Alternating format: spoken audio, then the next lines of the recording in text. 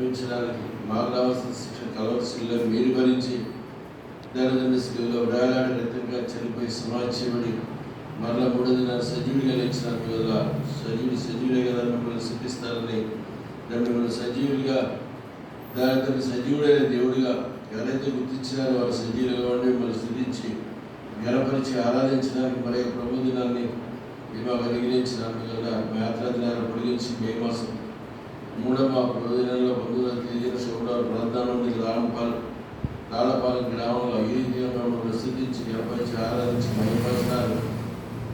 మమ్మల్ని ఈ స్థలాన్ని నడిపించినందుకు మీ అందరూ స్తోత్రాలు. మీ మందిరానికి వచ్చి మీ ప్రజలు పడి వినాలి ఇంకా రావాల్సిన వారందరినీ సకాలంలో క్షేమకరంగా నడిపించము. మీ సన్నిధి సాహసంలో తోడుమాత్రం వాళ్ళ ఎంతలో మీ శక్తిని పరిపాలించే విదేశంలో మీ కుమారుడు మీ దాసుడు రవి ఈరోజు రాజమండ్రి మీ పరిచయం నిమిత్తం ఏంటంటే అక్కడ గడిపే సమయానికి ఆస్తికరంగా మేలుకరంగా మీ వార్తలు ఉంచు పరిచయం ముగించి క్షేమకరంగా సకాలంలో శోభలో ప్రార్థన ఉండడానికి తిరిగి రావడానికి మీ దయ కల్పించు సహాయం ఎగిరించు. దయచేసి పరిస్థితి గారికి సంఘ దర్శనాలు పెట్టి మొదలాలి.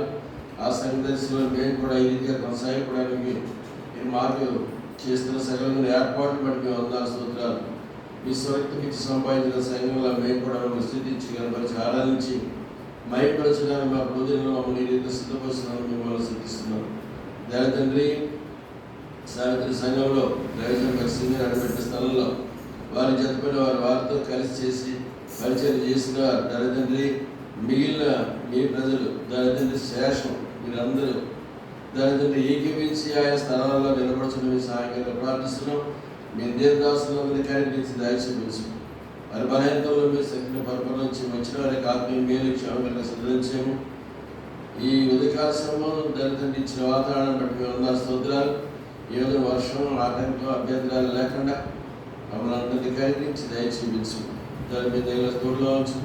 కరెంటు మైక్ సిస్టమ్ మీ స్వాధీనంలో ఉంచుకుని మీ సిస్టమ్ అంతా సరైన రీతిలో పనిచేయడానికి మీ సహాయం గురించి దాన్ని కనపరచము. దాని తల్లి గురించి మేము కూడా మీ ప్రజలతో మీ పరిచయాలు ఏకీపించడానికి మీరు నడిపించడానికి మేము స్థుతిస్తున్నాం. మా బలహీనతలో మీ శక్తిని పరిపాలించి మీ బలవంతుడైన దేవుడు శక్తి లేదు బలాభివృద్ధి చేసే దేవుడు మేము అందరిస్తున్నాం. నన్ను బలపరచుకోవడానికి నేను సమస్తం చేయగలని విడిచిన వాగ్దానం బట్టి మీ వాగ్దానం చేపట్టి మేము నిలబడుతున్నాం. మీ సహాయంగా ప్రార్థిస్తున్నాం. మమ్మల్ని బలపరచు భక్తిహీనులుగా బలహీనులుగా పాపాత్ములుగా మీకు శత్రువులుగా అమ్మలు ప్రేమించడానికి కదా మీ శాశ్వత ప్రేమను మమ్మల్ని స్థితిస్తున్నాం. మీ దళ తోడుగా బలపరచు దాన్ని కలిగించు. మీ ఆత్మ నింపుదల మీ ఆత్మ నడుపుదల మీ ఆత్మ స్వేచ్ఛ మీ ఆత్మ స్వాతంత్రం నాకు కూడా అనుగ్రహించు. దాని తండ్రి తల్లిలో నిలబడుతున్నాము. మీ కుమారుడు ప్రతి బలపరచము అక్కడికి రావాల్సిన తండ్రి అక్కడ పరిచయం విసర్జించము. తిరిగి పేదనే ప్రార్థన పొందడం దాని నిర్దోళనలో చుట్టుపక్కల ప్రాంతాల్లో జరుగుతున్న సేవ పరిచయం విధాన అస్లాం కాబట్టి చదువుకునేవారిని బట్టి మనం సిద్ధిస్తున్న వారు అందరూ కలిగించి దయ చూపించు. మీ అస్తం వారి తోడుగా ఉంచు. దాని తండ్రి ఈ చుట్టుపక్కల ప్రాంతాల్లో ఆయా స్థలాల్లో మీ ప్రజలైన వారు మీ వాక్యం చేతపట్టుకుని దాన్ని మీ ప్రార్థన మధ్యలో నిలబడుచున్న మీ సహాయకాలను ప్రార్థిస్తున్న వారందరినీ బలపరచు. వారి యొక్క కుటుంబాలు వారి యొక్క సంఘాలు వారి యొక్క దేశాలు దానికంటే వారి యొక్క ప్రాంతాలు వారందరూ క్షేమం పొందడానికి సహాయం కలిగించి దాన్ని కనపరచు. ఈ పరిచయం ద్వారా అనేక మంది ఆత్మీయ మీరు క్షేమం పొందడానికి సహాయం కలిగించమని మీ బలతోడుగా బలపరచమని నా శరీరపడాత్మను మరోసారి మీరు ఎంత ప్రశ్న తెచ్చుకుంటారు. యేసు ప్రభు వారికి పరిశుద్ధమైన నామములో స్తుతించి ప్రార్థించి వడుకొంచున్నాం తండ్రి. ఆమేన్. పట్టపట్టగా స్తుతి పాట పాడదాం, తర్వాత ప్రార్థన పాట పాడదాం. 47వ పాట, పాట సంఖ్య 47. ఏ పాటల ప్రతిలో ఉన్నా ఏ పాటల పుస్తకంలో ఒకే సంఖ్య 47. సమస్త జిల్లాలు సమస్త జనులారా మీరు యెహోవాకు స్తుతి గీతము పాడి సంతోషముతో సన్నిధిలో ప్రోత్సహించుడి జయమనుచు సమస్త జనులారా మీరు యెహోవాకు స్తుతి గీతము పాడి కార్యకార్య మహాకార్యములను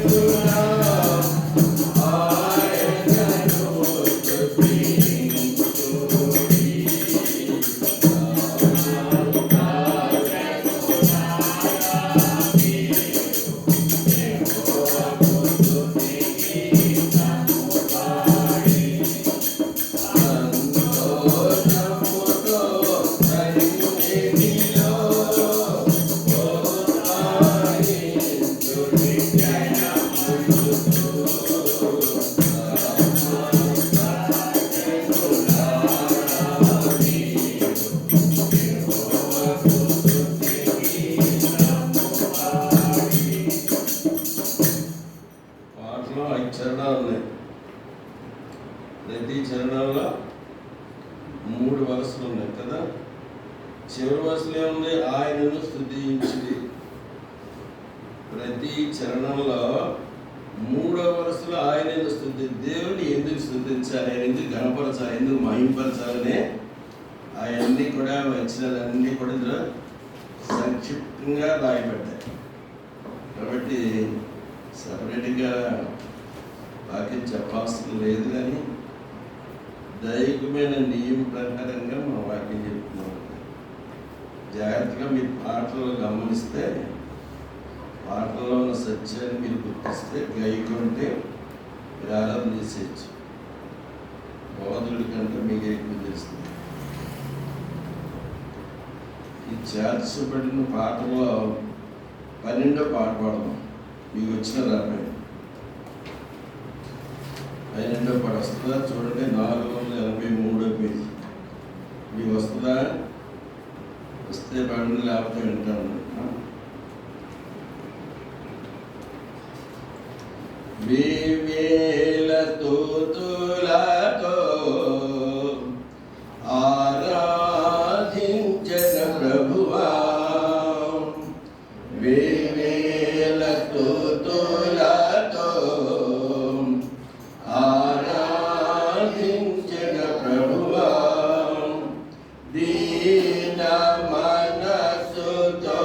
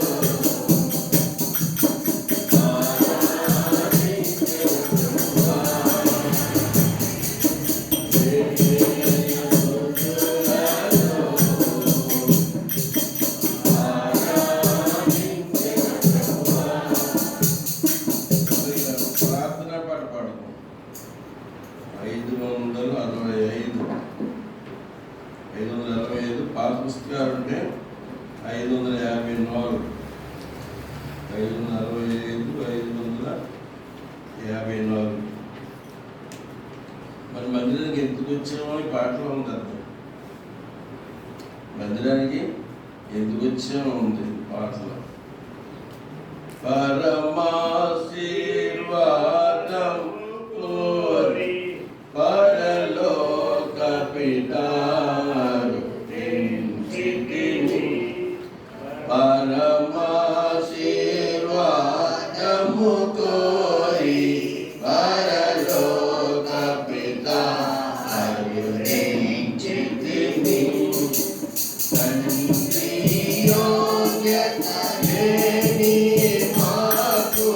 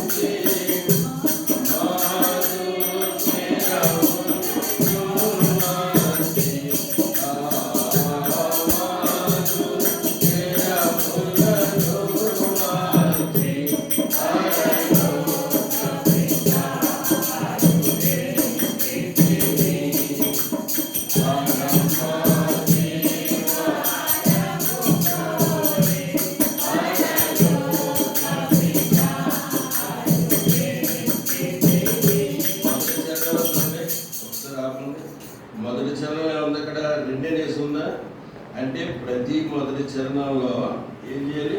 2 సార్లు పాడాలి. అదనమాట. అందుకనే ఆ ఫస్ట్ స్టాంజిలో ఏముందో అదే ఫాలో అవ్వాలి.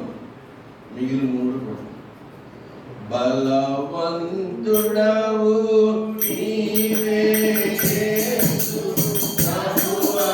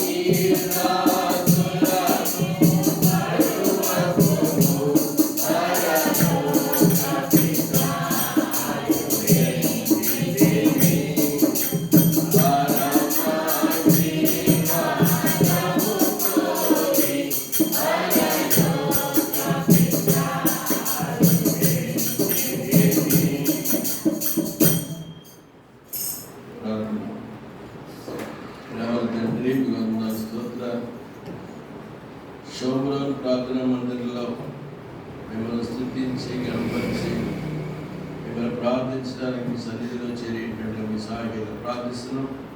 ఇంతవరకు సీఎన్ గీతాల ద్వారా మిమ్మల్ని గణపరచడానికి మాకు ఇచ్చిన శ్రేష్టమైన సమయాన్ని బట్టి మేము ఉన్న స్తోత్రాలు. ముందుగా మేము కొద్ది నిమిషాలు ప్రార్థనలో ఏకీపించి తర్వాత ఆరాధనలో ప్రవేశించేటట్టుగా పరిస్థితులన్నింటినీ మన సమాధానకరంగా మేలుకరంగా మన మార్గంలో ఉంచు. సమాధానకర్త దేవుడు మీరు మాకు ఇచ్చిన రక్షణ బట్టి మొదలాలు దాని మీరు మా ఆదరణకర్త మా యొక్క ఆలోచనకర్త అయిన దేవుడు మేము అంతా వస్తున్నాం. నా బలహీనతలో మీ శక్తిని పరిపూర్ణించి ఈ సమయాన్ని మేమందరం సద్వినియోగం చేసుకునే మంచి మనసు మాకు దయచేయండి. నా బలహీనతలు మీ శక్తిని కోరుకుంటూ అంధకార చేతులు మరొకసారి విశ్వాసాలను బంధిస్తున్నా మీరు బంధించు. చెల్లిసాటి బరువు వచ్చిన వ్యక్తులను శుద్ధీకరించి ఆత్మ సంబంధమైన పర సంబంధమైన తాము దేశం మీరే మహిమకరంత ప్రభావం పొందమని యేసు ప్రభువు వారి పరిశుద్ధమైన నామములో స్తుతించి ప్రార్థించి వేడుకొంచున్నాం తండ్రి. ప్రార్థనలో వెళ్ళే ముందుగా ప్రార్థన వల్ల కలిగే 5 ప్రయోజనాలు చూడాలి. ప్రార్థన వల్ల చాలా ప్రయోజనాలు ఉన్నాయి, అయితే 5 ప్రయోజనాలు చూడాలి. మొట్టమొదటి అపొస్తలుల కార్యములు మొట్టమొదటి ప్రయోజనం ప్రార్థన చేస్తే ఏంటంటే ప్రయోజనం. షోమ్రోన్ ప్రార్థనా మందిరానికి వస్తే ఏంటంటే ప్రయోజనం మాకు ఇస్తారండి, మాకు ఏం పెడతారండి. ఇస్మాయిల్ దగ్గరికి వచ్చేవాళ్ళు అందరూ ఇదే ఉద్దేశంతో వచ్చేవారు కదా. కొన్ని వేల మంది వచ్చినారు. ఎందుకు వచ్చినారు? రొట్టెల కోసం వచ్చారు, చేపల కోసం వచ్చారు. అర్థమైందా? ఇక్కడ మీకు చేపలు బాగా దొరుకుతాయి కదా, రొట్టెల సంగతి నాకు తెలియదు. అయితే దేవుని దగ్గరికి వచ్చేవాడికి ఏం దొరుకుతుంది? ప్రార్థన చేస్తే ఏం దొరుకుతుంది? పర సంబంధమైనవి దొరుకుతాయి. అర్థమైందా? ఆత్మ సంబంధమైన ఆశీర్వాదాలు దొరుకుతాయి, భూ సంబంధమైనవి దొరుకుతాయి. అబ్రహాంకి ఏమొచ్చిందండి? భూ సంబంధమైన ఆశీర్వాదం వచ్చింది, పర సంబంధమైన ఆశీర్వాదాలు కూడా వచ్చింది. 2 ఆశీర్వాదాలు ఎవరి దగ్గర ఉన్నాయి? దేవుడి దగ్గర ఉన్నాయి. కాబట్టి అపొస్తలుల కార్యం 2వ అధ్యాయము ప్రార్థన వల్ల ఏంటి ప్రయోజనం 27 వచ్చిన చదవండి ఎవరైనా. అపొస్తలుల కార్యము 2. అప్పుడు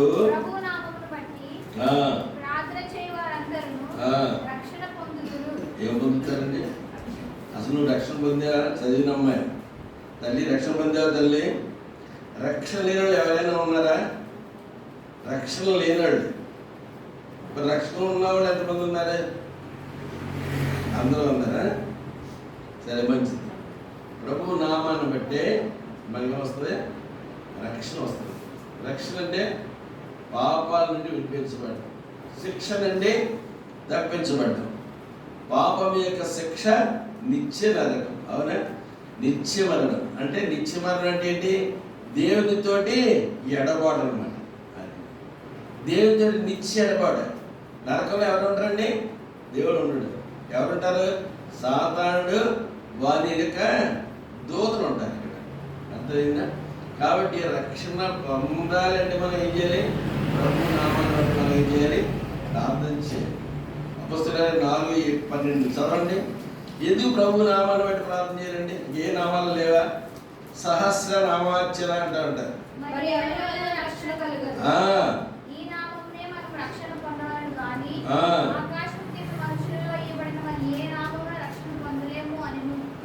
మనుషుల్లో ఇవ్వబడిన ఏ నామమున 3 నామాలు ఉన్నా లాభం లేదు, ఒక నామం ఉన్న లాభం లేదు.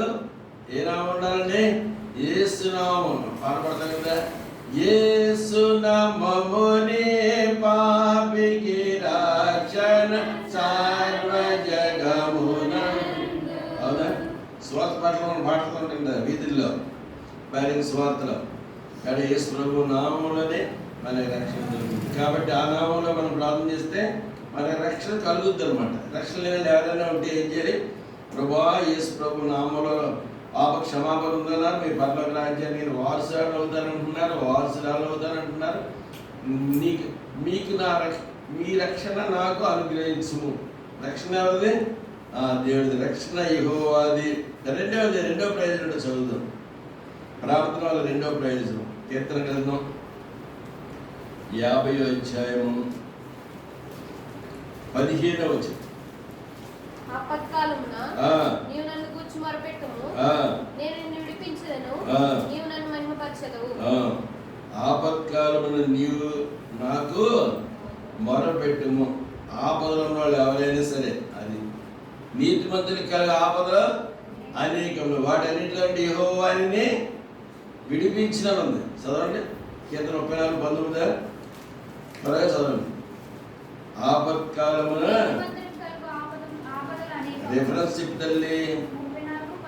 34:19 అందరూ తెస్తారు కదా, మరి నువ్వు ఒకసారి నీకు నాకు తెస్తే సరే చదువు. నీతి మందులు కలిగే ఆపదలు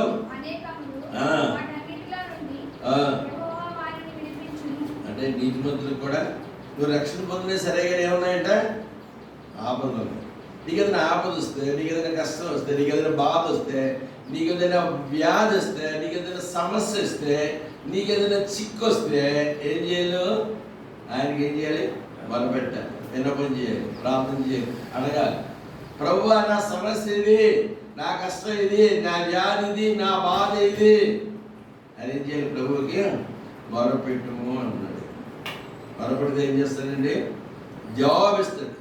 నేను నీకు ఉత్తరం ఇచ్చేదని. ఇది మీద 33వ అధ్యాయం, 33వ అధ్యాయము. మొరపెట్టినాడు ఉన్నారు, ప్రార్థిస్తాడు ఉన్నారు. నాకు 3వ వచనం, నాకు మొరపెట్టుము, నేను నీకు ఉత్తరం ఇచ్చేదను, నీవు గ్రహింపలేని గొప్ప సంగతులు. చూసారా, మీరు గూఢమైన సంగతులు, గొప్ప సంగతులు తెలియజేసుకోవాలని ఏం చేయాలి? ఆయనకి ఏం చేయాలి? మొరపెట్టాలి. ప్రభువా ఈ 66 పుస్తకాలలో ఈ అధ్యాయానికి అర్థం అవట్లేదు, నేను ఏం చేయాలి అని ఏం చేయాలి? అర్థం కాకపోతే ఏం చేయాలి? గ్రహింపలేని, నీకు గ్రహించట్లేదు, గ్రహించలేకపోతున్నావు, అదేంటి అర్థం కావట్లేదు నీకు. పరమగీతం అర్థం అవ్వట్లేదు. అర్థమవుతుందా? పరమగీతం అర్థం అవ్వట్లేదండి. ప్రభా ఏం చేయాలి? నేను ఏం చేస్తాడంటే గూఢమైన సంగతులట, గొప్ప సంగతులు అంటే ఏం చేస్తాడు? ఆయన తెలియజేస్తాడు. నీకు తెలియజేయాలంటే ఆయన మొరపెట్టాలి. గూఢమైన సంగతులు, గొప్ప సంగతులు తెలియజేస్తాడు. అది 2వ ప్రయోజనం. 3వ చదవండి. కీర్తన 30వ అధ్యాయం, కీర్తన 30వ అధ్యాయము 2వ వచనం చదవండి.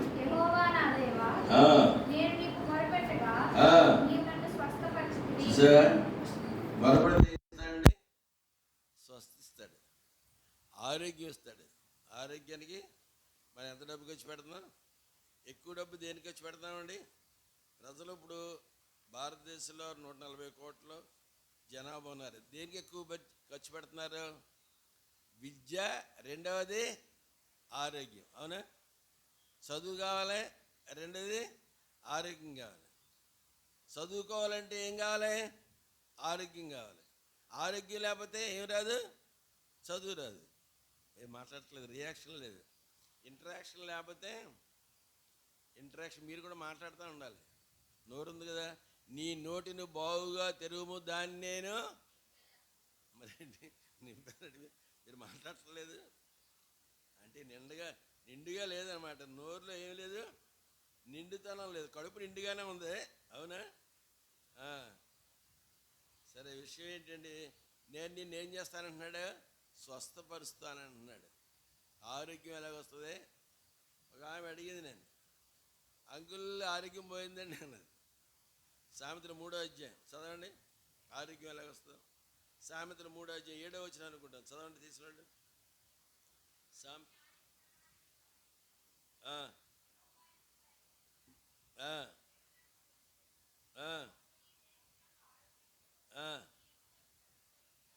నీ ఎముకలకి వస్తుంది, దేహానికి ఏమొస్తుంది?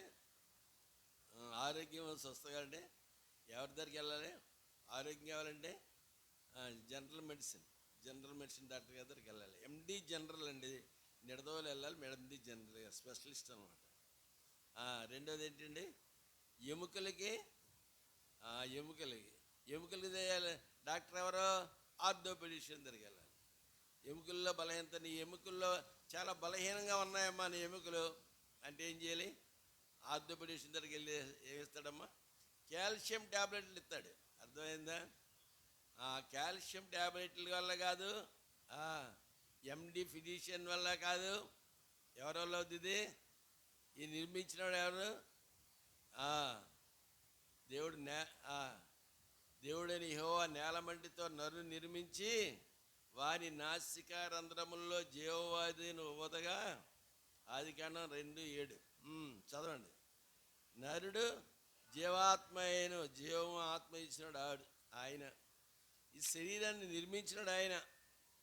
కాబట్టి ఆయనకి ప్రార్థన చేయాలి. స్వస్థత కావాలంటే ఏం చేయాలండి? ఆయన ప్రార్థన చేయాలి. యెషయా గ్రంథం ప్రార్థన చేసినాక ఆయన ఉన్నాడు. చదువుదాం. యెషయా గ్రంథం 38వ అధ్యాయం 38 3వ వచనం చదవండి.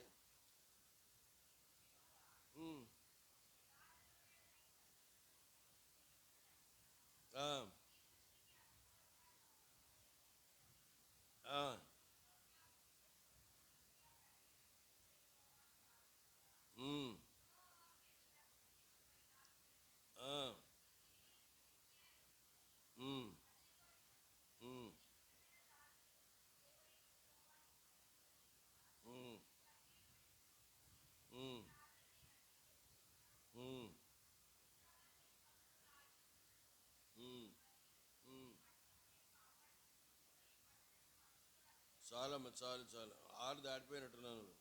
నీకేమిస్తానంటున్నాడు? స్వస్థిస్తానంటున్నాడు. తర్వాత 15 సంవత్సరాలు ఆయుష్కాలం పొడిగిస్తానంటున్నాడు. ఏం చేశాడు ఆయన? కన్నీటి ప్రార్థన చేశాడు. కన్నీరు ప్రార్థన ఎప్పుడు వస్తాయండి? విరిగి నలిగిన హృదయంతో దేవుని సన్నిధిలో ప్రార్థన చేస్తే కన్నీళ్ళు వస్తాయి. అన్న ప్రార్థన చేసింది కదా. అన్న ఏం చేసిందండి? షిలోహు ప్రార్థనా మందిరంలోకి వెళ్ళి ప్రార్థన చేసింది. ఎలా చేసింది? కన్నీళ్ళు విడిచి ప్రార్థన చేసింది. సమూయేలు మొదటి గ్రంథంలో 1వ అధ్యాయంలో అదంతా ఉంటుంది. ఈయన హిజ్కియా కూడా దేవుని సన్నిధిలోకి వచ్చి ప్రార్థన చేసినాడు. అయ్యా, నేను యథార్థంగా సత్యంగా ఏ రీతిగా జీవించినాను మీరు ఎరుగుదురు. నాకేం కావాలి? స్వస్థత కావాలని ప్రార్థన చేస్తే దేవుడు డైరెక్ట్గా ఆన్సర్ ఇవ్వలేదు. అర్థమైందా? ఇప్పుడు డైరెక్ట్గా ఆన్సర్ ఇస్తాడు. అప్పుడు ఎవరి ద్వారా ఆన్సర్ ఇచ్చాడంటే దేవుడు ప్రవక్త అయిన యెషయా ద్వారా దేవుడు హిజ్కియాతో మాట్లాడే. డైరెక్ట్గా హిజ్కియాతో మాట్లాడలేదు దేవుడు. ప్రవక్త అయిన యెషయా ద్వారా మాట్లాడినాడు. అవునా? ఏం చేశాడంటే ప్రార్థన ద్వారా ఏం జరుగుతుంది? స్వస్థత. ప్రార్థన ద్వారా ఏమొస్తుంది? రక్షణ వస్తుంది. ప్రార్థన ద్వారా జవాబు వస్తుంది. ప్రార్థన ద్వారా ఇంకేమొస్తుందండి? స్వస్థ వస్తుంది. తర్వాత 4వది కీర్తన 57వ అధ్యాయము 2వ వచనం. 57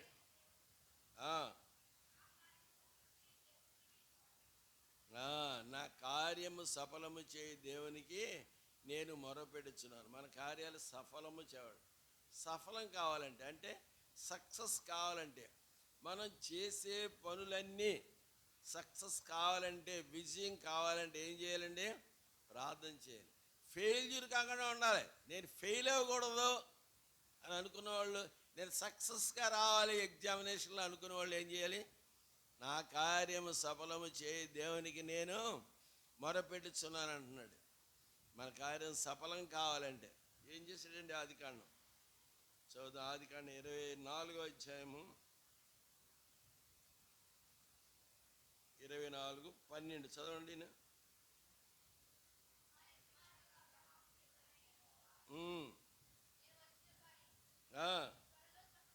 చూసావా?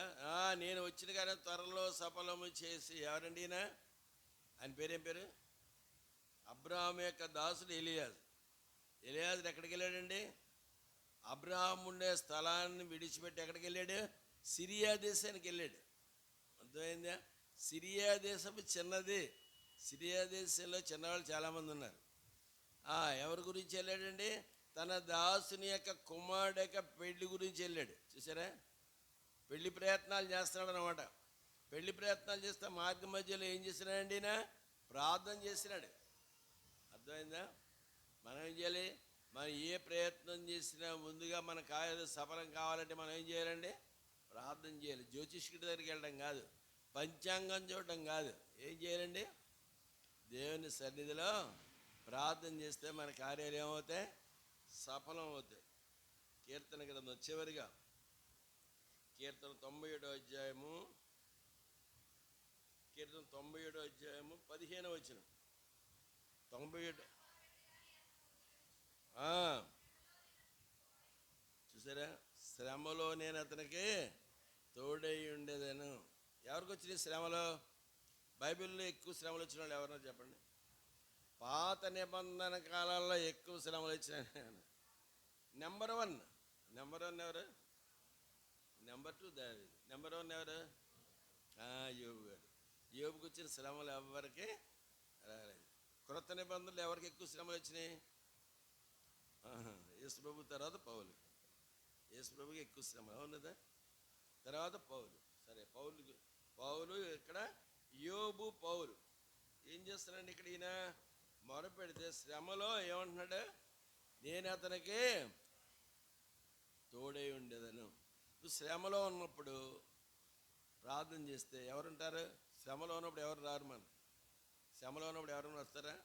బంధువులు వస్తారండి? స్నేహితులు వస్తారా? ఇరుగు పొరుగు వాళ్ళు వస్తారా? కేకేశ్వర రారు. వినబట్టలేదండి. కేకేశ్వర అక్క నాకు వినబడలేదక్క అంటారు. ఎవరు? సహోదరే, పక్కమే పక్కనే నాకు వినబడలేదక్క, నువ్వు పిలిచావా? అయ్యో కాలు బెణికిందా? అయ్యో. తర్వాత అయ్యో అంటారు అనమాట.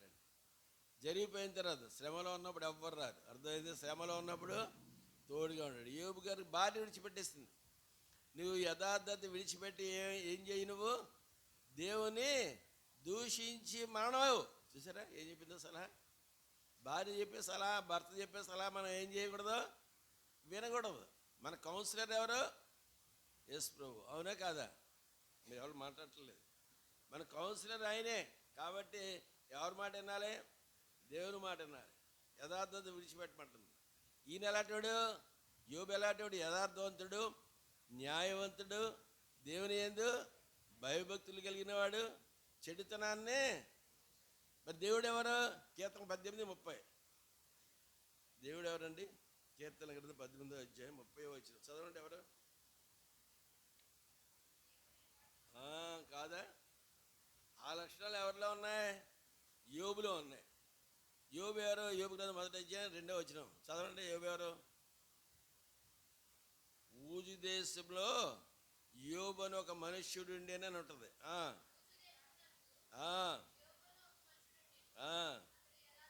చూసారా, అతడు యథార్థవంతుడు. ఎవరి లక్షణం? అక్క చదివింది. ఏం చదివింది అక్క? 18వ అధ్యాయం కీర్తన 18:30లో దేవుడు, దేవుని యొక్క లక్షణాలు ఎవరిలో ఉన్నాయి? ఆ యథార్థత విడిచిపెట్టేయమంటుంది. అంటే దాని అర్థం ఏంటి? నువ్వు దేవుని విడిచిపెట్టే అంటుంది సలహా. అర్థం ఏంటంటే బయట సలహాలు ఏం చేయకూడదు? భర్తలో వినకూడదు. వినకూడదా? సరే, విషయం ఏంటంటే ప్రార్థన వల్ల 5 రకాలైన ప్రయోజనాలు. మొట్టమొదటి ప్రయోజనం ఏంటి చెప్పండి? మొట్టమొదటి ప్రయోజనం యవనస్తులే. రెండోది జవాబు. మూడోది, నాలుగోది కార్యం సఫలం చేస్తాడు. 5వది తోడుగా ఉంటాడు. మత్తయి సువార్త 5వ అధ్యాయం 1వ అధ్యాయం అనుకుంటారు. 1వ అధ్యాయం మత్తయి సువార్త 1వ అధ్యాయం. తోడుగా ఉంటానన్నాడా లేదా? అన్నాడు ఆయన? అనలేదా? మత్తయి సువార్త 1వ అధ్యాయము 23వ వచనం చదవండి.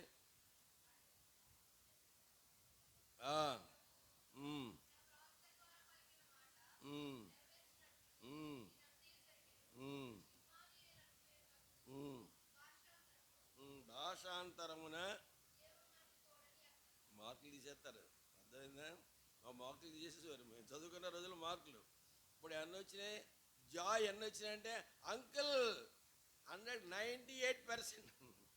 ఎలా చదువుతా? 98% ఉండి చదివే కదా. ఏమని ఒక అక్షరం తీసేసావు. అక్షరం చేస్తే మార్కు తీసేవారు మాకు. అర్థమైందా? 60% వస్తేనే ఇంటర్వ్యూలు లేకుండా ఉద్యోగాలు ఇచ్చేవారు ఆ రోజుల్లో. అర్థమైందా? మా అన్నగారికి 163% వచ్చింది. 163. 2 డిపార్ట్మెంట్లలో వచ్చినాయి పోస్టింగ్స్. 2 ఎక్కడ తెలిసినా? ఒకటి పోస్ట్లో, ఒకటి టెలిఫోను. ఎన్ని మార్కులు ఇస్తే? 63% వస్తే. ఆలోచించండి. ఇప్పుడు 98% వచ్చే రాదు, ఉద్యోగం రాదు. ఉద్యోగం వస్తుందా? మార్కులు తీసి ఉద్యోగాలు వేస్తారు ఇప్పుడు, వేయట్లేదు. ఇప్పుడు కాంపిటేటివ్ టెస్టులు, రిటర్న్ టెస్టులు, ఇంటర్వ్యూలు. అంకుల్ కాంపిటేటివ్ టెస్ట్లో వచ్చాను నేను, తర్వాత ఇంటర్వ్యూలో ఎగిరిపోయింది. చూసారా? ఎందుకు ఈ మార్కులు నమ్మటం లేదు? ఈ మార్కులు నమ్ముతున్నారండి. మార్కులను ఆధారం చేసుకుని ఉద్యోగాలు ఇవ్వటం లేదు.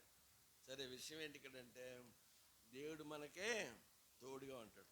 ఈ 5 విషయాలను ఆధారం చేసుకుని ఇద్దరు సహోదరులు క్లుప్తంగా ప్రార్థన చేయండి. ఎందుకంటే మనకు సమయానికి ముగించాలి కదా. క్లుప్తంగా ఇద్దరు సహోదరులు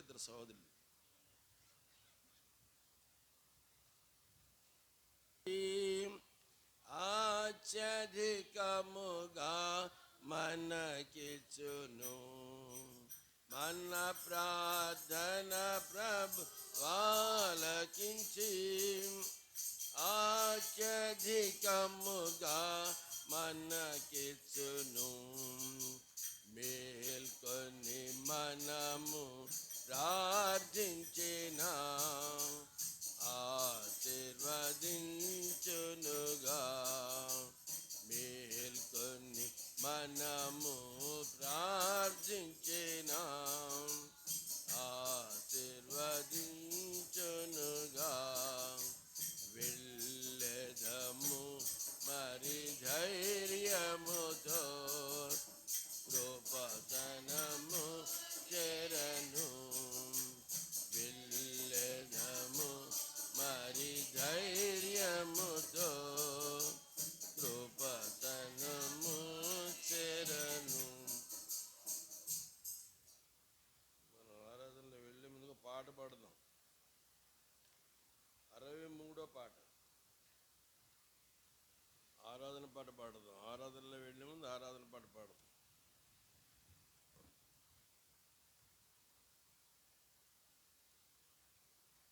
63వ పాట. ఓ నాదు యేసు రాజా, నిన్ను నేను స్తుతించెదను. ఓ నాదు యేసు రాజా, నిన్ను నేను స్తుతించెదను. నీ నామమును సదా నిసన్నుతించుచుందును. నీ నామమును సదా నిసన్నుతించుచుందును.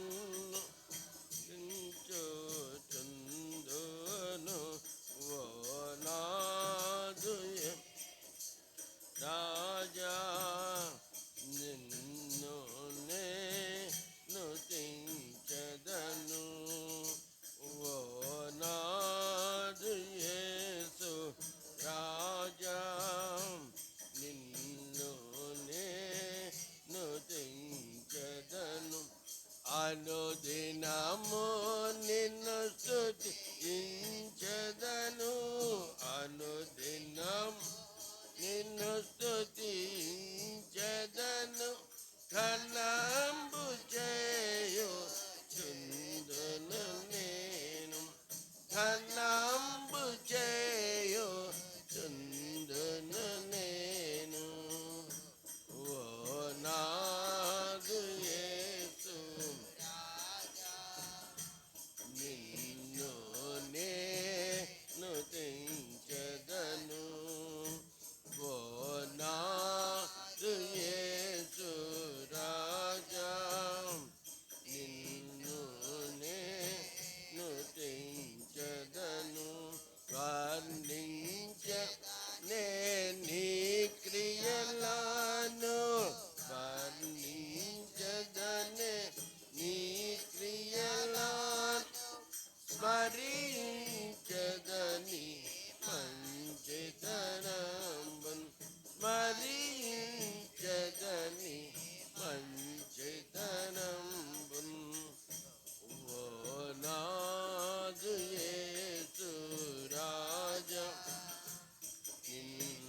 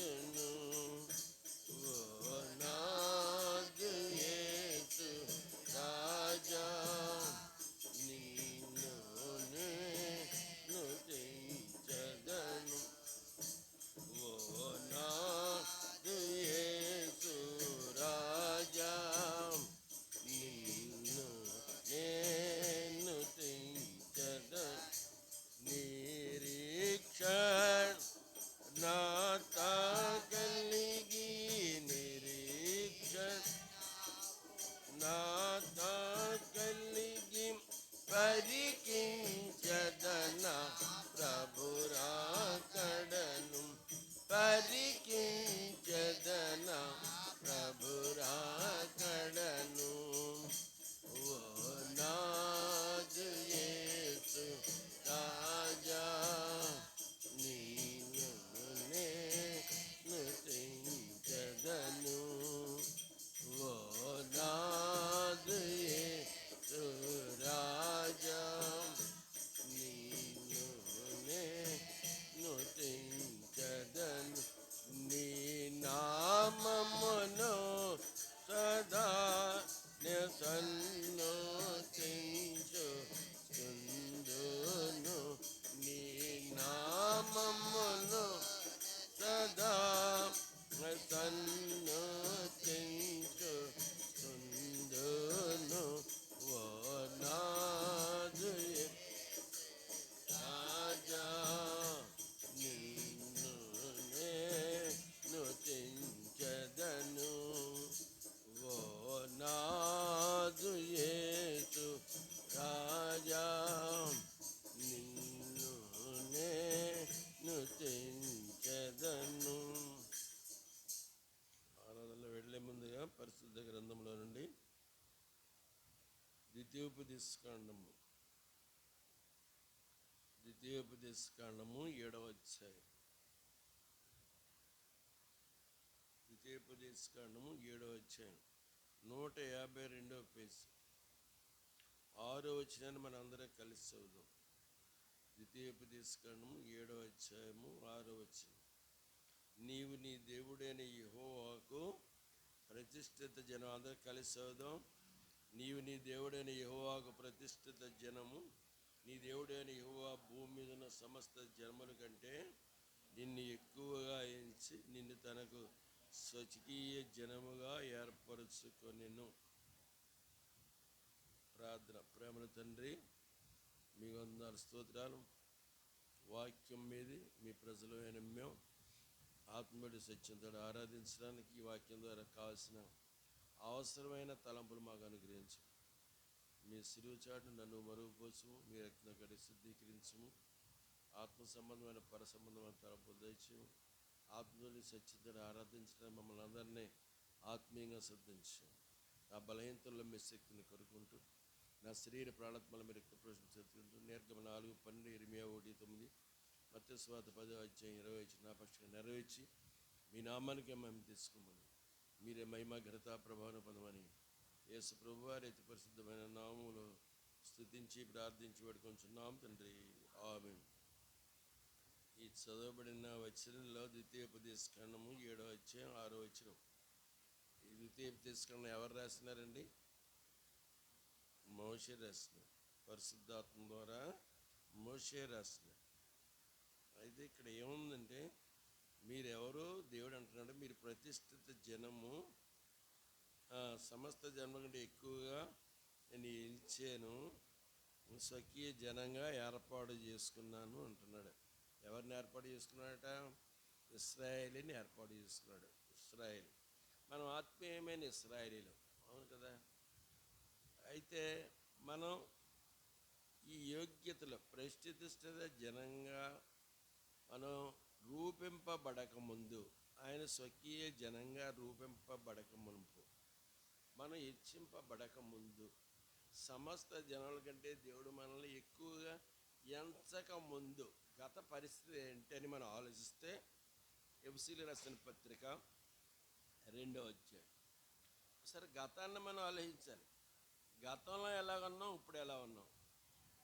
ఎఫెసీయులకు రాసిన పత్రిక 2వ అధ్యాయము 3వ వచనం.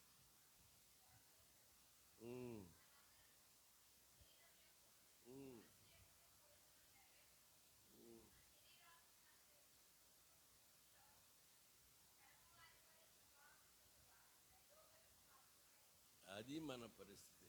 దేవుని యొక్క ఉగ్రతకి పాత్రలమేంటి? దేవుని యొక్క ఉగ్రత ఎవరి మీద ఉందండి? పాపంలో ఉన్న ప్రజల మీద దేవుని యొక్క ఉగ్రత ఉంది.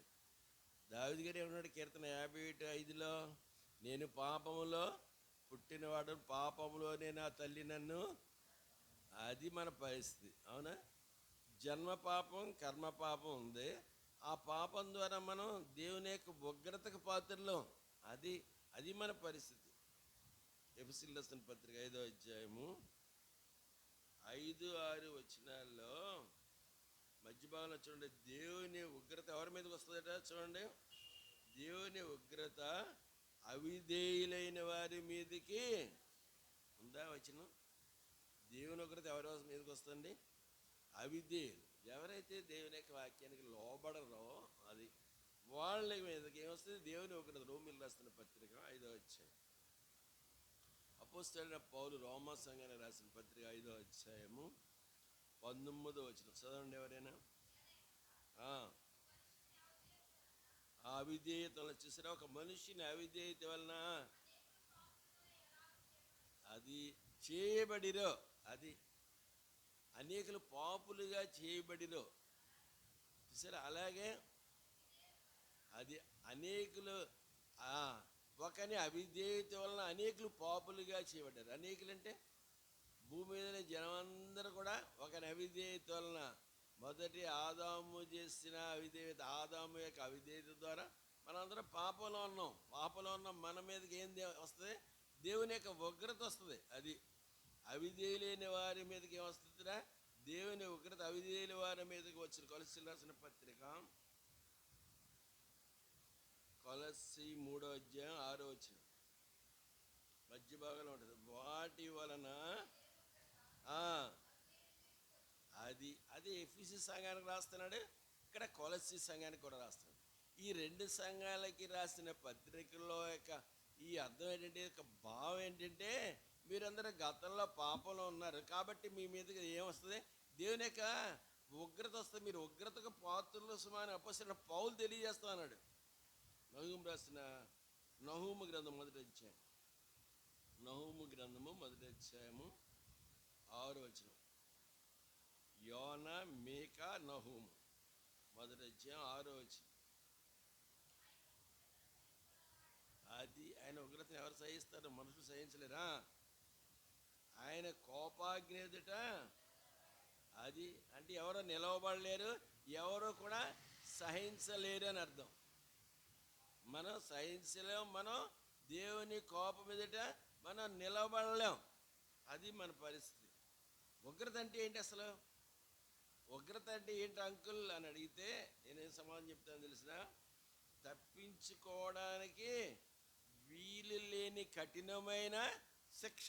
చూసారా, ఆ శిక్ష నుంచి మనం ఏం చేయలేం, తప్పించుకోలేం.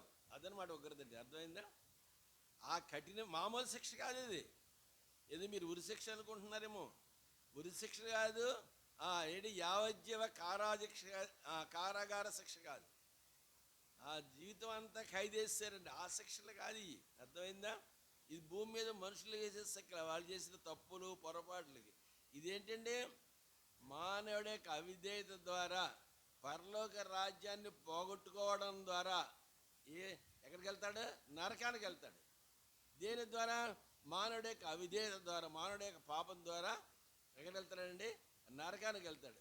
దేవుని యొక్క ఉగ్రత అంటే తప్పించుకోవడానికి వీలు లేని కఠినమైన శిక్ష. అర్థమైందా? ఆ శిక్ష మనం తప్పించుకోలేం. ఆ శిక్ష విధించేవాడు ఎవరో మనుషులు కాదు, కోర్టులు కాదు. అర్థమైందా? High court, supreme court, full bench, half bench, ఈ కాదు, ఈ బెంచీలు కాదు. అక్కడ దేవుడు విధించే శిక్షనే ఏ మనిషి కూడా తప్పించుకోడని అర్థం. అర్థమైందా? అలాంటి మనల్ని ఏం చేశాడు? ఆయన రక్షించాడు. చూసారా, ఉగ్రతలో నుండి, ఆ శిక్షలో నుండి మనం ఎందులోకి వచ్చాం? రక్షణలోకి వచ్చాం. అవునా? అవిధేయతలోంచి ఎందులోకి వచ్చాం? విధేయతలోకి వచ్చాం. ఇప్పుడు చదువు, రోమా 5:19 చదువు తల్లి. ఒకని అవిధేయత వలన అనేకులు పాపులుగా ఎలాగూ చేయబడిరో, ఒకని విధేయత వలన ఏమయ్యారు? చూసారా, నీతిమంతులుగా చేయబడ్డాం. చూసారా, విధేయత వలన నీతిమంతులుగా చేయబడ్డాం. నీతిమంతులకి ఏముంది?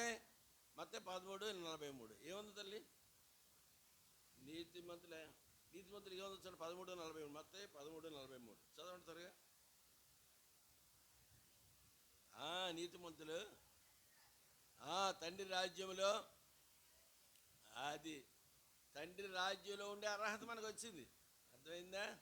ఉగ్రత నుండి తప్పించబడ్డాం, రక్షణలోకి రావడం ద్వారా నీతిమంతులుగా తీర్చబడ్డాం.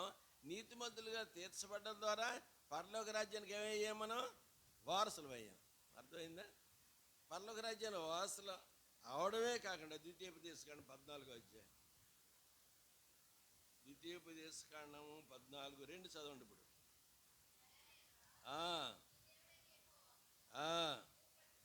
అది 7వ అధ్యాయం 6వ వచనం అన్నాడు. చూసారు అక్కడ ఇశ్రాయేల్ జనాంగంతో దేవుడు.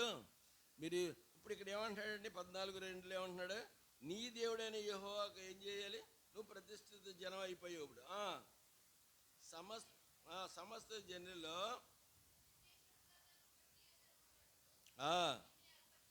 చూసా ప్రతిష్ఠించాడు నిన్ను. తర్వాత ప్రతిష్ఠించడమే కాకుండా ఏం చేశాడు? నిన్ను ఏర్పాటు చేసుకున్నాడు. ఆయన నిన్ను సువార్త ద్వారా పిలిచాడు. పిలుపు, ఏర్పాటు, అది పేతురు రాసిన పత్రికలో ఉంటుంది. మీ పిలుపును ఏర్పాటును నిశ్చయము చేసుకుంటూ జాగ్రత్త పడాలన్నట్టు పేతురు రాసిన పత్రిక ఉంటుంది. పిలిచాడు ఆయన. పిలిచినవాడు నమ్మదగినవాడు. పిలిచి ఏం చేశాడు? మనల్ని ప్రతిష్ఠించాడు, మనల్ని పరిశుద్ధపరిచాడు, మనల్ని ఏం చేశాడు? ఏర్పాటు చేసుకున్నాడు.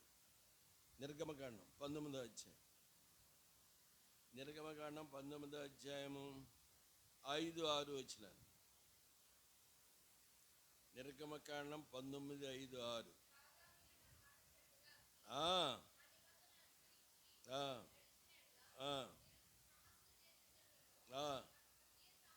అది సమస్త దేశ జనుల్లో ఏమవుతారు? స్వకీయ సంపాద్యం అవుతారు. తర్వాత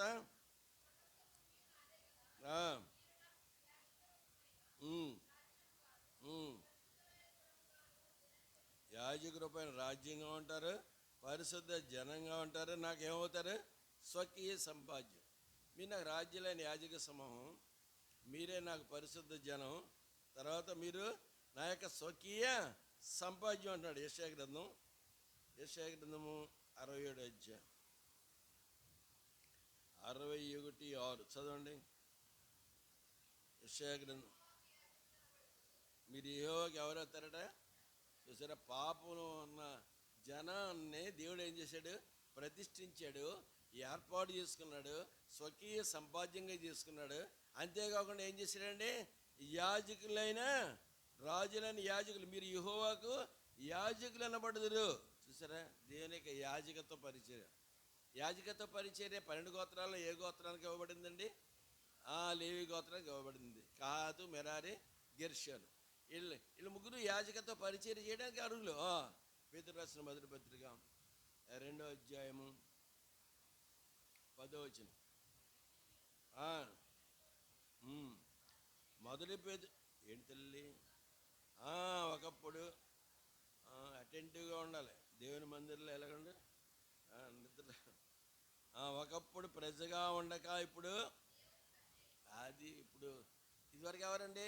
మీరు మీ తండ్రి రేగు అపవాది సంబంధులు, అదనమాట. ఒకప్పుడు ప్రజగా ఉండక, దేవుని ప్రజలం కాదు ఒకప్పుడు. ఇందా చదివాం కదా, పాపంలో ఉన్న మనం దేవుని యొక్క ఉగ్రతకి పాత్రులము, దేవుని యొక్క శిక్షకు పాత్రులము. అలాంటప్పుడు ఒకప్పుడు ప్రజగా ఉండక ఇప్పుడు ఎవరయ్యాం? మనం దేవుని ప్రజలయ్యాం.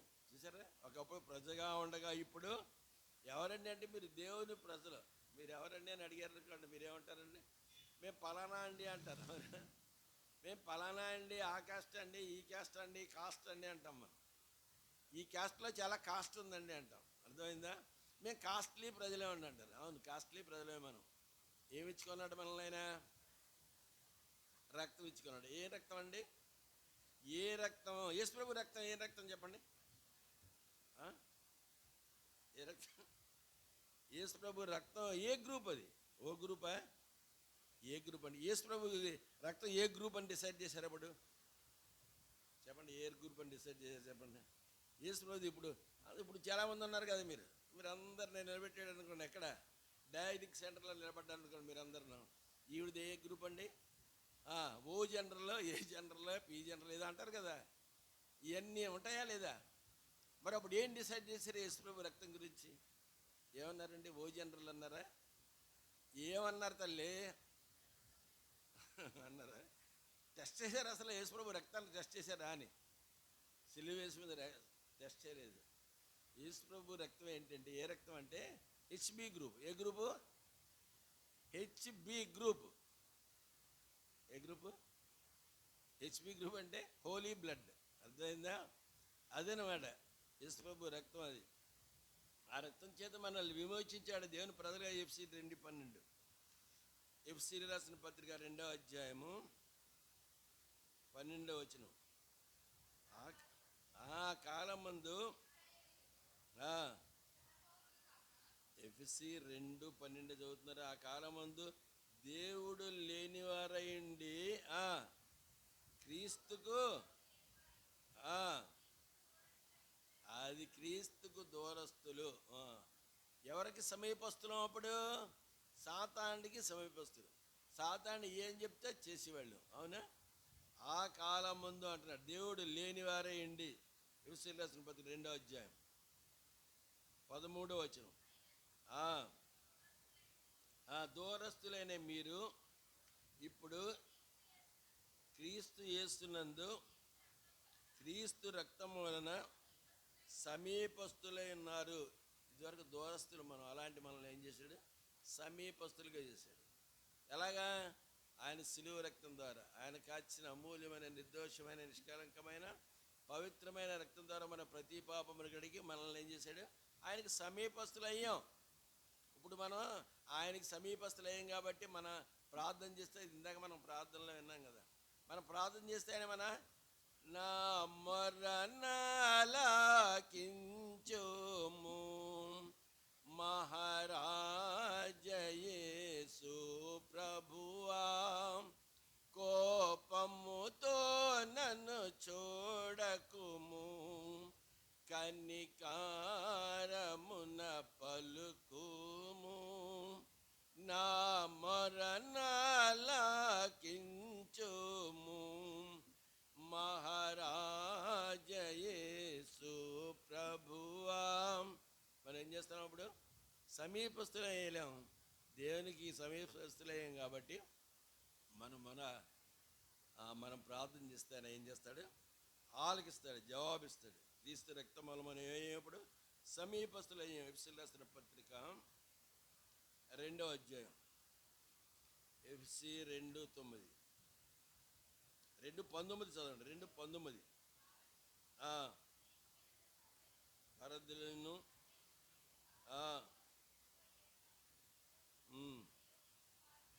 దేవుని ఇల్లు, అది దేవుని ఇంటి వారే ఉన్నారు, పరిశుద్ధులతో ఏక పట్టణస్తులు అయినారు. ఒకే పట్టణం అన్నమాట. అర్థమైందా? అదే నూతన యెరూషలేం. అవునా?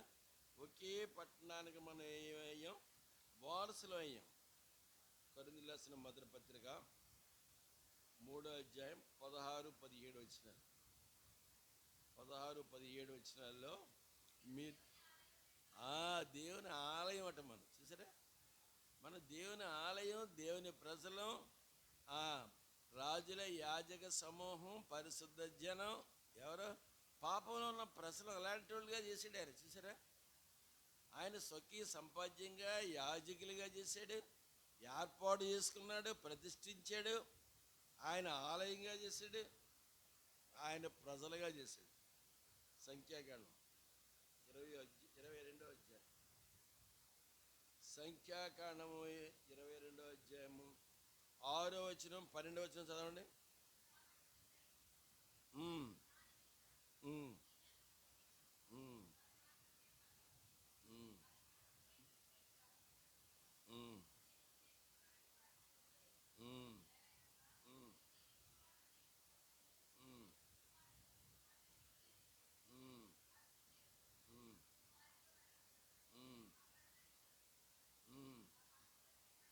చూసారా? వారు ఎవరో ఆశీర్వదించబడినాడు. బిలాం ప్రవక్త ఆయన అంటున్నాడండి. బిలాం ప్రవక్తతోటి బాలాకు రాజు, మోయాబీయుల దేశానికి రాజు, మోయాబీయుల యొక్క రాజు అయిన బాలాకు ఏమంటున్నాడండి? బిలాం ప్రవక్తతోటి ఏమంటున్నాడు? వాళ్ళందరినీ శపించు అంటున్నాడు. వాళ్ళందరినీ శపించు అంటే దేవుడు ఏమన్నాడు తెలుసా?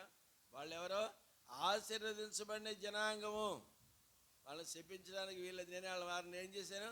ఆశీర్వదించాను. మనల్ని ఎవరన్నా శపించడానికి మన మీదకి ఆ శాపం రాదు. అర్థమైందా? మనం ఎవరండి? ఆశీర్వదించబడిన జనాంగము. కాబట్టి మనం ఏం చేయాలి? మనం ఆరాధన చేయాలి, మన దేవుని స్తుతించాలి, మనం గణపరచాలి. ఏమని గణపరచాలి? దేవుని మహింపరచాలంటే, పూర్వము ప్రభువు మిమ్మల్ని ఎరక్క ముందు మీ ఉగ్రతకు పాత్రుడిని నేను అవిధేయుడిని, మీ శిక్ష నా మీద రాకుండా సిలువలో కాచిన రక్తం ద్వారా మీరు రక్షించి నన్ను ప్రతిష్ఠించి మీ జనంగా చేసుకుని యాజక రూపంలో చేర్చి మీ యొక్క ప్రజల్లో చేర్చినారు. మీకు వందనాలని మనం ఆరాధన చేయాలి. మీ యొక్క ఆలయంగా చేసుకున్నారని ఆరాధన చేయాలి. అంతేకాకుండా మీరు నన్ను ఆశీర్వదించారని ఆరాధన చేయాలి. అలాగే ఈ విన్న వచనాల్లో దేనిని బట్టేనే మీరు ఆరాధన చేయొచ్చు. మీరు వాళ్ళని సొక్కీ సంపాద్యంగా చేసుకున్నారు, మీ సొత్తుగా చేసుకున్నారు, రాజులని యాజక సమూహంలో చేర్చారు, పరిశుద్ధ జనాంగంగా చేర్చారు. తర్వాత మీరు నన్ను ఆశీర్వదించినారు. ఆత్మ సంబంధమైన ప్రతి ఆశీర్వాదం మీరు నాకు అనుగ్రహించినారు. నేను ఏం చేయాలి? ప్రభువుని కొద్ది మాటలతో మనం ఏం చేయాలి? స్తుతించాలి, గణపరచాలి, ప్రభువుని మహింపరచాలి. ఆ రీతిగా ప్రభువుని స్తుతించి గణపరిచి మహింపడతాం. ఒకరి తర్వాత ఒకరు ఆరాధన చేయండి. ముందు సండే స్కూల్ టీచర్ ఆరాధన చేస్తారు. సండే స్కూల్ ఉందమ్మా? ఉందండి. అయితే ముందు సండే స్కూల్ టీచర్ ఆరాధన చేసి, సండే స్కూల్ పిల్లలు టీచర్ ఆరాధన చేసిన తర్వాత మీరు కూడా వెళ్ళండి. ముందు సండే స్కూల్ టీచర్ ఆరాధన చేయండి.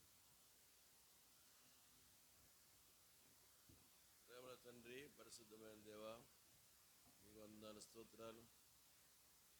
మీ ఉన్నతమైన ఉద్దేశములు, తలంపులు, ఆలోచనలు బట్టి మీ వందనాలు, స్తోత్రాలు. జగత్ పునాది వేయబడి కొనిపోయి నా పక్షంగా క్రీస్తులో మీకున్న ఆలోచన బట్టి వందనాలు. యువ ఆలోచన సదాకాలం నిలిచిన శ్రీశం తండ్రి,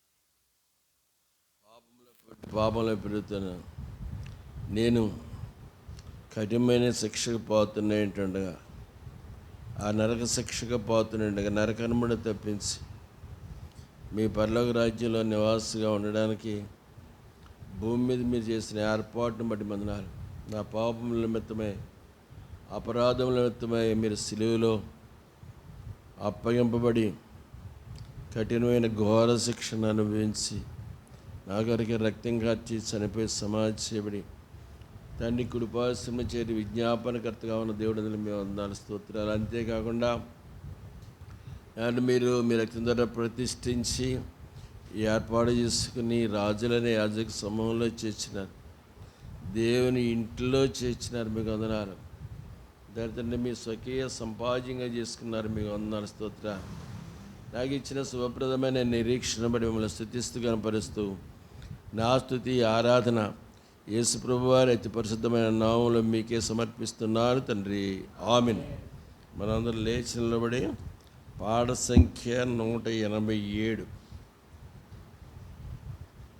187 పాటలో పల్లవి మొదటి చరణం నిలబడి పాడదాం, చివరి చరణం కూర్చుని పాడదాం. మీ క్లోజింగ్ టైం ఎంత? క్లోజింగ్ టైం బెనిడిక్షన్తో కలిపి క్లోజింగ్ టైం అంటే ఆశీర్వాదంతో కలిపి మీ టైం ఎంత? 11:30? 11? 11? 11:30? 11? 10 అయిందా? 30 గంట.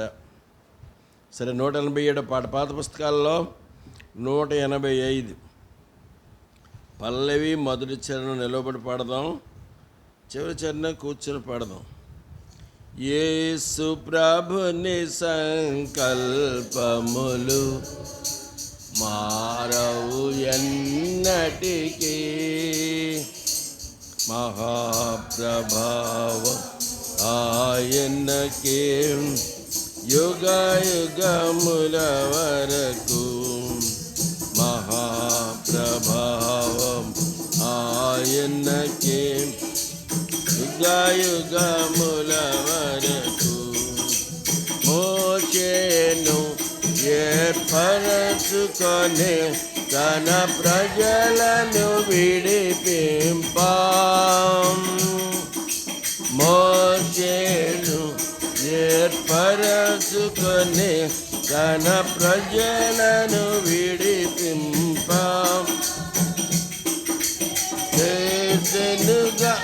ఘన కార్యములు వారి మార్గములో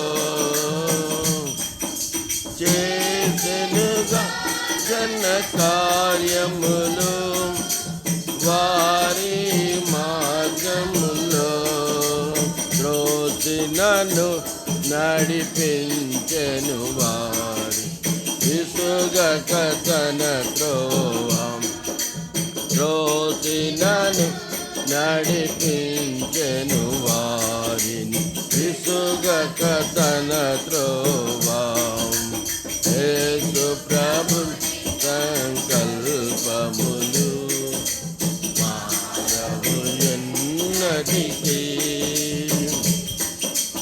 మహాప్రభావం ఆయనకే యుగ యుగముల వరకు మహాప్రభావం ఆయనకే యుగ యుగముల వరకు. కూర్చుని పాడదాం, చివరి చరణం కూర్చుని నెమ్మదిగా కూర్చొని పర్వాలేదు. పరిశుద్ధ జనమా పాడెదము క్రీస్తు ప్రభుని బట్టి. పరిశుద్ధ జన పాడెదము క్రీస్తు ప్రభుని బట్టి. పరిశుద్ధ నికేతమును నెరవేర్చుచు ఇలలో నిరశుద్ధ దేవుని చేతమును నెరవేర్చుచు ఇలలో నిరతము మహిమ స్తుతి ఘనత చెల్లించదమెప్పుడు. నిరతము మహిమ స్తుతి ఘనత చెల్లించదమెప్పుడు. యేసు ప్రభుని సంకల్పములు మానవు ఎన్నటికీ మహాప్రభావం ఆయనకే యుగ యుగముల వరకు మహాప్రభావం ఆయనకే యుగ యుగముల వరకు. ప్రార్థన. ప్రేమల తండ్రి, మీకు వందనాలు, స్తోత్రాలు. ఆరాధనలో మీరు చేసిన సహాయాన్ని బట్టి వందనాలు. మీరు ఆరాధనలకు యోగ్యుడు, స్తుతులకు పాత్రుడు. ఇశ్రాయేలు స్తోత్రముల మీద ఆసీనుడైన దేవుడైన మీ వందనాలు, స్తోత్రాలు చెల్లిస్తున్నాం. దాని తండ్రి, బాల్య యౌవన కౌమార వృద్ధాప్యంలో ఉన్న 4 రకాలైన ప్రశ్నలు మీ సన్నిధిలో ఆరాధించడానికి మీరు చేసిన సహాయాన్ని బట్టి మేము వందనాలు, స్తోత్రాలు. తిరిగి మీ శరీరానికి సదృశంగా రొట్టెలో మీ పరిశుద్ధమైన రక్తానికి సదృశన ద్రాక్షరసంలో మేము పాలు పొందే ముందుగా మీ లేఖన భాగాల ద్వారా నన్ను మమ్మల్ని దర్శించము, మీ రక్తం కడి సిద్ధీకరించము, యోగ్యమైన రీతిలో మీ బలలో పాలు పొందడానికి మమ్మల్ని సిద్ధపరచము. మీ లేఖన భాగాలను మాకు తెరువుము. నలుమి సిలువు చాటు మరువు పోసి నిర్గమనిలుగా 4:12 20:9 దళదన కీర్తన 87:10 నా పక్షం నెరవేర్చి మీ నామానికి మహిమ తెచ్చుకోమని మాకు అది మాకు అది నీ కృపా సత్యాలను బట్టి నీ నామానికి మహిమ కలిగినట్లుగా సమయాన్ని మీరు దీవించమని యేసు ప్రభువారి ఇది పరిశుద్ధమైన నామములో స్తుతించి ప్రార్థించి వేడుకొంచున్నాం తండ్రి, ఆమేన్.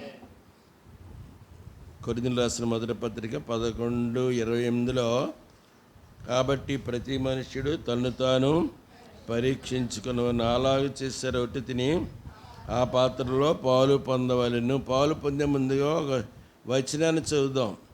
సామెతల గ్రంథం 19వ అధ్యాయం. సామెతలు 19వ అధ్యాయము అందరం కలిసి చదువుదాం.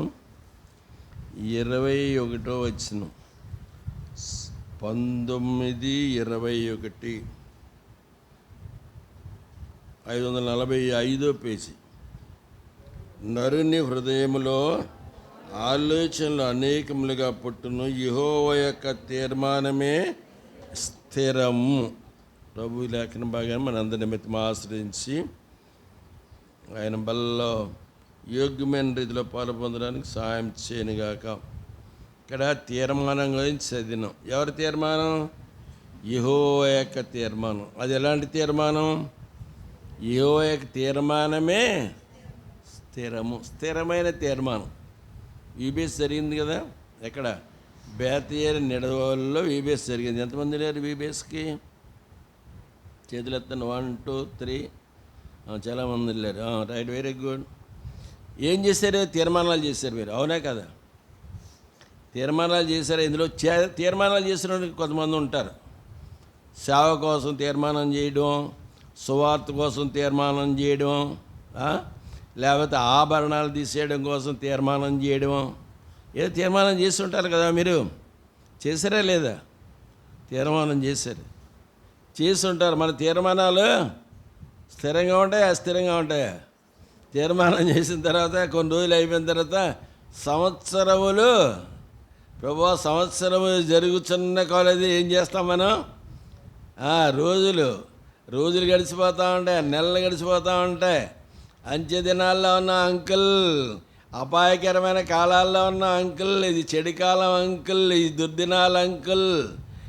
అందుకనే తీర్మానాలు మేము ఎలా ఉండలేకపోతున్నాం?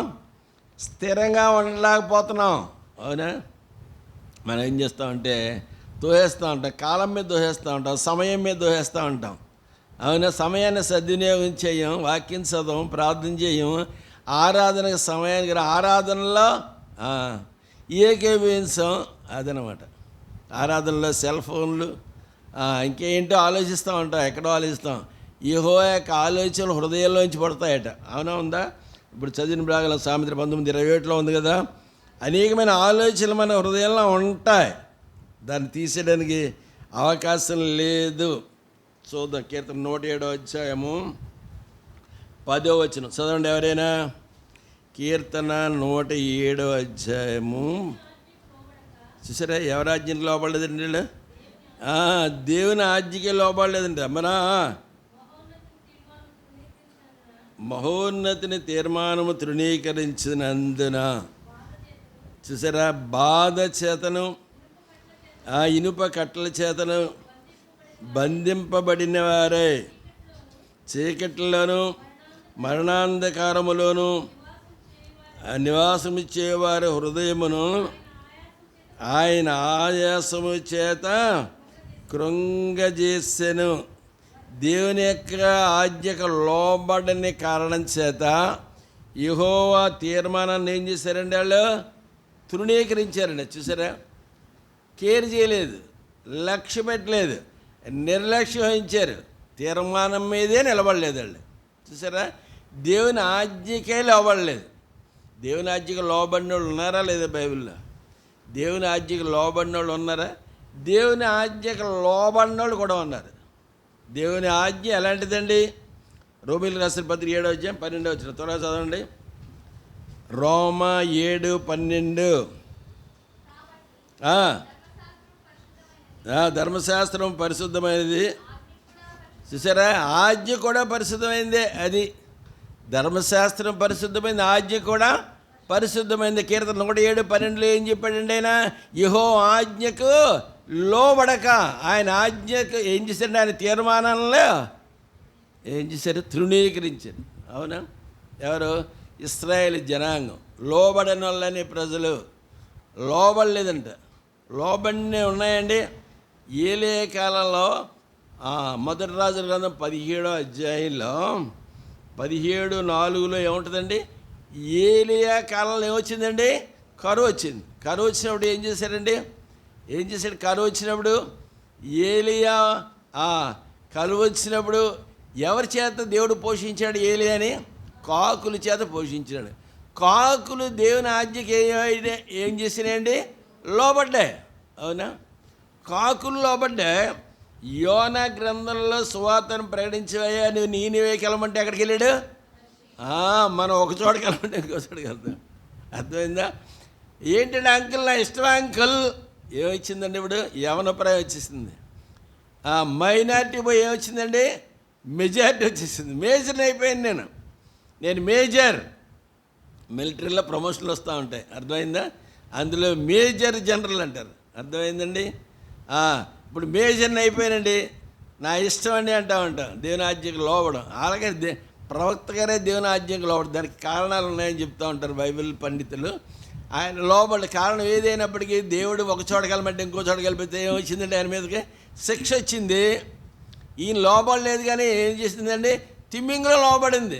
యోనా 2వ అధ్యాయం ఏమంటాయండి, నువ్వు ఏం చేయాలి, నా సేవకుడే అయినా ఎవరినండి, యోనాని కక్కేవేయండి. తిమ్మింగులో ఏం చేసిందండి, కక్కేసిందండి అది బయటికి. లేకపోతే ఏం చేసింది, గుటకాయ స్వహ అన్నదా, తినేసిందా. వాతాపి జీర్ణం అంటూ ఉంటారు సరే, అలాగే జీర్ణం చేసుకుందండి. బాగా దొరికట్లే, భలేగా దొరికట్లే, యోనాని నెవలి మింగేసింది. ఏం చేయలేదు, ఏం హాని చేయలేదు, అపకారం చేయలేదు. దేవుని ఆజ్ఞకు లోబడినా కాకులు ఉన్నాయి, దేవుని ఆజ్ఞకు లోబడినా ఏముందండి, జలచరాలు ఉన్నాయి. ఇంక దేవుని ఆజ్ఞకు లోబడిన వాళ్ళు ఎవరున్నారు చదవండి. సంఖ్యాకాండం 22వ అధ్యాయం. సంఖ్యాకాండం 22వ అధ్యాయము 28వ వచనం. అప్పుడు యెహోవా చూసారా, గాడిదకి వాక్యం ఇచ్చిన కనుక చూసారా, చూసారా, గాడిద ఏమీ చేయలేదండి. ఎందుకు చేయలేదు, గాడిద ఏం చేసిందండి, దేవుని ఆజ్ఞకు లోబడింది. బిలాం ప్రవక్తను జాగ్రత్తగా తీసుకెళ్ళి సుమా, నేరో మార్గంలో, ఇరుకు మార్గంలో తీసుకెళ్ళి జాగ్రత్తగా తీసుకెళ్ళండి. దేవుని ఆజ్ఞకు ఎవరు లోబడిందండి, గాడి. జంతువులు లోబడుతున్నాయి, పక్షులు లోబడుతూ ఉన్నాయి, ఇంకెవరు లోబడుతున్నారండి, జలచరాలు లోబడుతున్నాయి. అయితే ఇక్కడ యెషయా గ్రంథంలో ఏమంటాడు చూడండి. యెషయా గ్రంథము 65వ అధ్యాయం 2వ వచనం. యెషయా గ్రంథము 60వ అధ్యాయము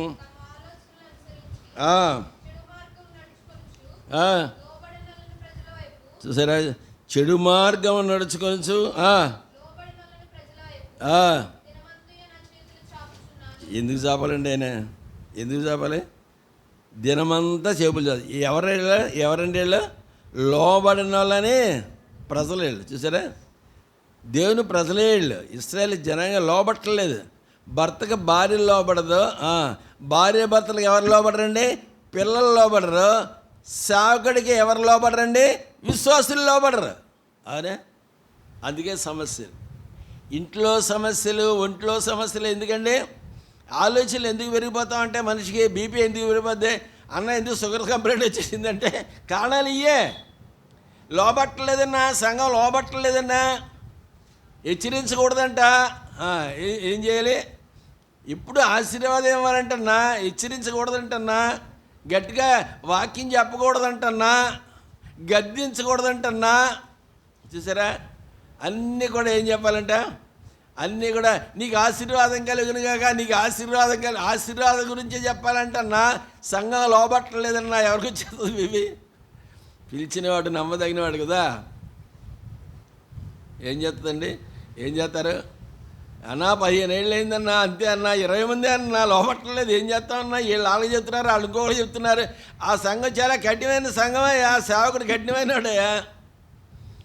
చెప్పమంటే చెప్తాడు దేవుడు, మానేమంటే మానేస్తాడు, కూర్చోవయ్య అంటే కూర్చుంటాడు. ఎవరో పిలిచినాడు ఆయన, సేవను కూర్చోమంటే కూర్చుంటాడు, నిలవమంటే నిలబడతాడు. ఎందుకంటే ఆయన పిలిచాడు కాబట్టి, ఆయన పిలిచాడు కదా.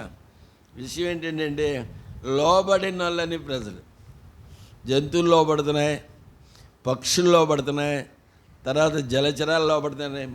మనిషి ఏం చేయడండి, లోబడ్డాడు. భార్య భర్తలు లోబడ్డా, ఒకరికొకరు లోబడరు. అందుకనే ఇద్దరులో ఏమొస్తాయండి, వార్. ఇంట్లోనే వార్ వస్తుంది అనమాట. వార్ రావడానికి కారణం ఏంటి, ఇంట్లో తెపాడాలు దెబ్బలాడుకుంటూ ఉంటాయి. అర్థమైందా, కారణం ఏంటి, ఒకరికొకరు లోబడిన కారణం చేత. తల్లిదండ్రులు పిల్లలు లోబడతారా, లోబడరు. చెప్పండి, వినరు. విననోళ్ళనే ప్రజలు. సరే, లోబడినోళ్ళు కూడా ఉన్నారు. ఆదికాండం 6వ అధ్యాయం. లోబడినోళ్ళ గురించి, చాలామంది గురించి మనకు తెలుసు. లోబడినోళ్ళ గురించి చదువుదాం. ఆదికాండం 6వ అధ్యాయం 12-14 వచ్చిన చదవండి. 12 నుంచి 14.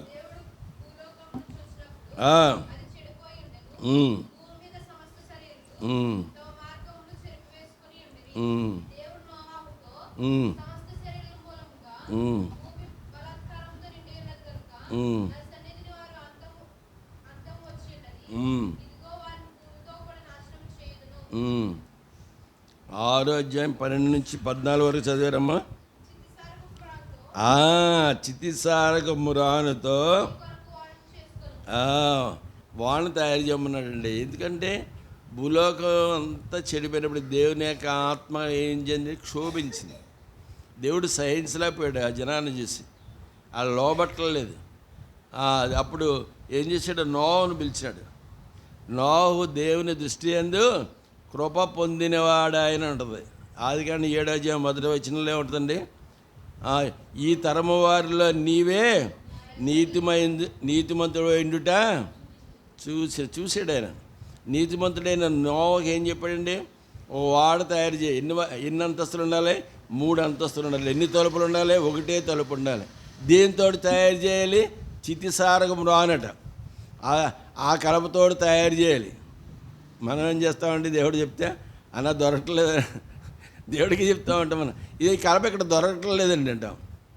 ఎక్కడ దొరుకుతుందండి? ఎక్కడో దొరుకుతుందండి, ఇక్కడ దొరకట్లేదండి. అడవులన్నీ మనుషులు నరికేస్తున్నారండి. మనం చెప్తూ ఉంటాం. అర్థమైంది అని దేవుడు ఏదైతే చెప్పాడో ఆదికాండం చదవండి. ఏమన్నాడండి? ఆదికాండం 6వ అధ్యాయము 22వ వచనం చూసారా? నోవహు చేసెను, అతడికి ఆజ్ఞాపించిన ప్రకారము. చూసారా? ఏదైతే దేవుడు ఆజ్ఞ ఇచ్చినాడో, కమాండ్మెంట్స్ దేవుడు ఏదైతే ఆజ్ఞ ఇచ్చాడో దాని ప్రకారంగా నేను నోహు అట్లు చేసిన 3 అంతస్తులు చేయమంటే 3 అంతస్తులు చేశాడు. ఒక కిటికీ పెట్టమంటే ఒక కిటికీయే పెట్టాడు.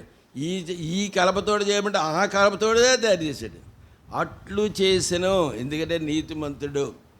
విషయం ఏంటండి? నోహు దేవుని ఆజ్ఞకు లోబడ్డాడు. దేవుని యొక్క ఆజ్ఞకు లోబడ్డాడు కాబట్టి నోహు ఎక్కడున్నాడండి? విశ్వాస వీర హెబ్రీయులకు రాసిన పత్రిక 11వ అధ్యాయాలు చూసారు మీరు చదివిన తర్వాత. విశ్వాస వీరుల జాబితాలో నోహు చేర్చబడ్డాడు. దేవునికి ఆజ్ఞకు లోబడితే మనం ఏమవుతాం? విశ్వాస వీరులు అవుతాం, లేకపోతే విశ్వాసంలో బలహీనలు అవుతాం. అర్థమైందా? కొంతమంది బలహీనలు అయ్యారట, కొంతమంది రోగులు అయ్యారట, కొంతమంది నిద్రించారట. విశ్వాసం కోల్పోతే వచ్చే పరిస్థితి అది. అందుకే 2 కొరింథీ 13:5 ఉంటాడు, మీరు విశ్వాసము గలవారై ఉన్నారు లేదా మిమ్మల్ని మీరు పరీక్షించుకొనుడి. ఎవరో నోహు విశ్వాసి. విశ్వాసం ఏం చేయాలి? దేవుని ఆజ్ఞకు లోబడాలి. దేవుడు చెప్పినట్టు వినాలి. అది దేవుని మాట వినాలి. నీవు నా మాట వినిన ఎడల ఏమవుద్ది? కీర్తన 89వ అధ్యాయం ఏమవుద్ది? దేవుని మాట వింటే ఏమవుద్ది? చదవండి. దేవుని మాట వింటే ఏమవుద్దాం? కీర్తనల గ్రంథం 81వ వచనం, 81వ అధ్యాయం 81వ అధ్యాయము 13వ వచనం. నా మాట వినిన ఎడల చూసారా? అనుసరిస్తే వింటేనే మేలట. చూసారా? దేవుని యొక్క మాట వింటే, దేవుని యొక్క మాటకు లోబడితే, దేవుడు చెప్పినట్లు చేస్తే ఏం జరుగుతుందండి? మేలు జరుగుద్ది. మేలుకు ఆపోజిట్ ఏంటి? మనకు అందరికీ తెలుసు. అది జరగకూడదని దేవుని యొక్క ఉద్దేశం. హోషేయ గ్రంథము 11వ అధ్యాయం. వీళ్ళు తీర్మానం చేశారటండి. వీళ్ళు చూడండి. హోషేయ గ్రంథం 11వ అధ్యాయము. హోషేయ గ్రంథం 11వ అధ్యాయము. ఇర్మియా, విలాపవాక్యాలు, ఎజ్కేలు, దానియేలు, హోషేయ 11:7 చదవండి.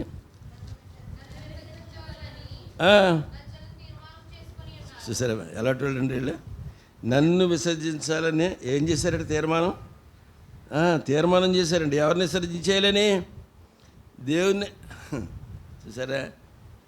ఎవరినైతే 40 సంవత్సరాల అరణ్య మార్గాల్లో కాకులు దూరని కారడవిలో గర్జించే సింహాల మధ్య గాండ్రించే పులుల మధ్యలో ఎవరైతే సంచరించిన ఇశ్రాయేలు జనాంగాన్ని దేవదూతల ఆహారంతో పోషించిన దేవుణ్ణి ఏం చేశారు? వాళ్ళు విసర్జించారు. ఉన్నారా లేదా? విసర్జించినాడు. సమూయేలు మొదటి గ్రంథం 15వ అధ్యాయం. మొదటి సమూయేలు 15వ అధ్యాయము సమూయేలు గ్రంథం 15వ అధ్యాయము 26 వచనం చదవండి. అందుకు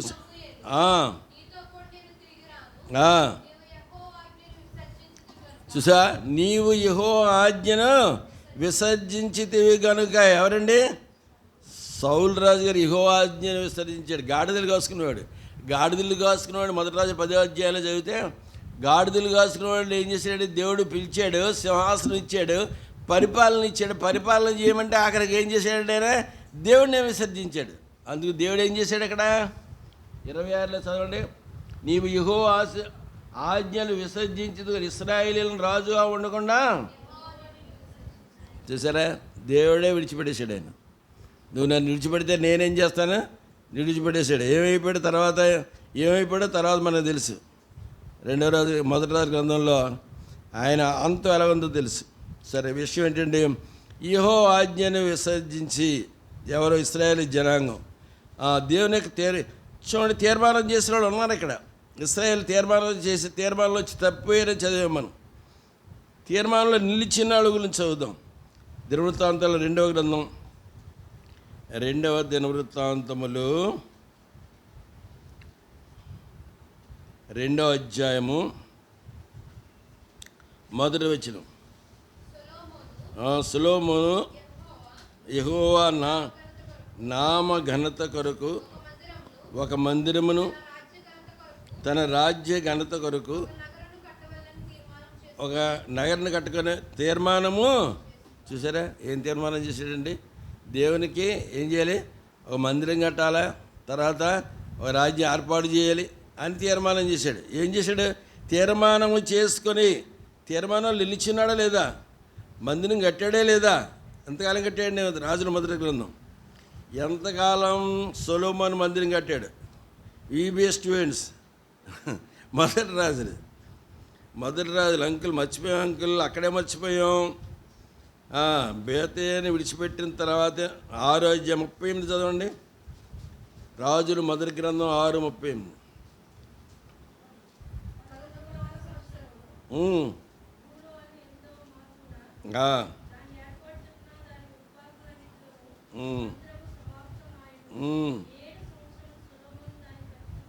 ఎన్ని సంవత్సరాలు కట్టాడండి?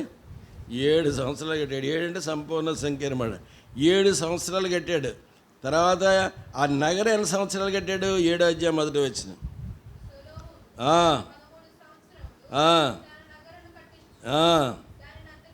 అది ఇక్కడ చూడారు, కట్టించి ముగించెను. అది 6 సంవత్సరాల మందిరం, 7 సంవత్సరాల మందిరం కట్టించాడు. 13 సంవత్సరాలు ఏం చేశాడండి? తీర్మానం చేశాడు.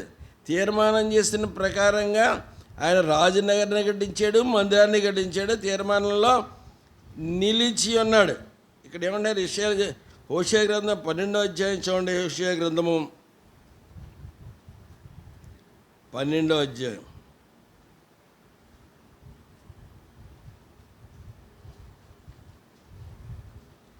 6వ వచనం. కాబట్టి నువ్వేం చేయాలి? నువ్వు విసర్జించేసే దేవుణ్ణి, తర్వాత నీ తీర్మానం నుంచి తప్పిపోయావు. కాబట్టి నువ్వు దేవుని విసర్జించే తప్పిపోయావు. కాబట్టి నువ్వు ఏం చేయాలి? ఇప్పుడు దేవుని తట్టు తిరిగి ఏం చేయాలట? కనికరమును న్యాయమును అనుసరించు ఎడతెగక. చూసారా, ఇప్పుడు ఏం చేయాలి? న్యాయాన్ని, కనికరాన్ని అనుసరించాలి. ఇప్పుడు ఎవరి తట్టు తిరగాలి? నువ్వు దేవుని తట్టు తిరగాలి. దేవుని ఏం చేయాలి? నువ్వు నమ్మకించాలి. ఎఫ్రాయిం అంటే ఎవరండి? ఎఫ్రాయిం అంటే ఇశ్రాయేలే. మనమే ఎఫ్రాయిం అంటే. ఇశ్రాయేల్ జనాంగమే. ఇశ్రాయేలీలతోటే మాట్లాడుతూ ఉన్నాడు. ఎఫ్రాయిం అంటే ఇశ్రాయేల్ అన్నమాట. నువ్వు తప్పిపోయావు, నీ దేవుని విసర్జించావు, నీ తీర్మానంలోంచి నిలిచిపోయావు. అందుకనే నీకు బాధ అని చదివాం కదా కీర్తన 107వ అధ్యాయంలో. నీ యెహోవా యొక్క తీర్మానం ఏం చేసావు? తృణీకరించావు. 107:10 ఉంది. 107:10 బాధలు రావడానికి, కష్టాలు రావడానికి కారణం ఏంటి? దేవుని నమ్ముకున్న వాళ్ళకి 107వ అధ్యాయం 10వ వచనంలో ఏముందండి? లోబడక మహోన్నత తీర్మానం తృణీకరించినందున. ఇంకా ఇంకా బాధ, ఇంకా తర్వాత ఏంటి 12వ వచనంలో ఆయాసం, తర్వాత ఏమిటండి కృంగుదల. ఇవన్నీ ఎందుకు? తీర్మానాలు నిలిచి ఉండకపోవడం వల్లే, ఆజ్ఞకు లోబడకపోవడం వల్లే. ఆజ్ఞ అతిక్రమమే అది మనకు తెలుసు, కానీ ఆజ్ఞకు లోబడము. ఆజ్ఞలు చాలా ఉన్నాయి, మనం లోబడకపోవడం వల్ల, తీర్మానంలో నిలిచి ఉండకపోవడం వల్ల. హోషేయ 12:6 ఏం చేసాం? 12:6 నీవు కనికరాన్ని, న్యాయాన్ని అనుసరించాలి, నీ దేవుని యందు నమ్మిక ఉంచాలి. అదే యేసు ప్రభు ఏం చేశాడండి? మత్తయి సువార్త 23వ అధ్యాయంలో యేసు ప్రభు చేసిన బోధ కూడా అదే. అక్కడ మత్తయి సువార్త 23 చదవండి. చూసారా?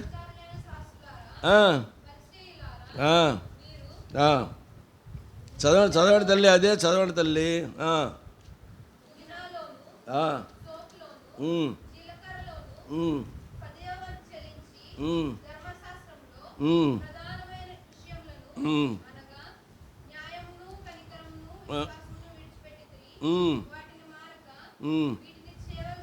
వాటిని మానక వీటిని చేయవలసిండెను. వీళ్ళు ఒక మంచి పని చేస్తున్నారు, ఒక చెడ్డ పని చేస్తున్నారు. అవునా? మంచి పని ఏంటండి? సోపులో, జీలకర్రలో, పుదీనాలో ఏం చేస్తున్నారండి? అది అందులో దశమాగం ఇస్తున్నారు. అది మంచి పనే, దశమాగం కూడా మంచి పనే కదా, మంచి పనే. రెండోది ఏం చేస్తున్నారండి వీళ్ళు? చెడ్డ పని ఏంటి? న్యాయాన్ని విడిచిపెట్టేస్తున్నారు, కనికరాన్ని విడిచిపెట్టేస్తున్నారు, విశ్వాసాన్ని విడిచిపెట్టేస్తున్నారు. అది కలిగి ఉండవలసిన దాన్ని విడిచిపెట్టేస్తున్నారు, అవసరమైన దాన్ని చేస్తున్నారు. దేవుని ఆజ్ఞకి సగం లోపడుతున్నారు, 50-50 అనమాట. చూసారా? 50-50 బిస్కెట్లు, సగం తీగా ఉంటే సగం చప్పగా ఉంటాయి కదా, 50-50. వీళ్ళు కూడా 50-50 విశ్వాసులే, సగం అటు సగం ఇటు. అంటే ఒక కాలు పడవ మీద, ఒక కాలు ఎవరో పేతురు గారు వేసినట్టు. ఏం చేస్తాం? అలా చేస్తే మునిగిపోతాం. ఏం చేశారంటే వాళ్ళు 10 మంది ఇచ్చారట. వాళ్ళు ఎందులో ఇచ్చారు? పుదీనాలో, సోపులో, జీరలో 10 మంది చెల్లించి. ఏం జరుగుద్ది 10 మంది చెల్లిస్తే? చదవండి 2 కొరింథీ. మన వాళ్ళు చెప్పేదండి ఇదే, మన వాళ్ళు చెప్పి సాకులు అంటారు చూసారా? 2 కొరింథీ 8వ అధ్యాయంలో మన వాళ్ళు చెప్పి సాకులు ఏంటో చదవండి. 8వ అధ్యాయం మొదటి 2 వచనాలు చదవండి.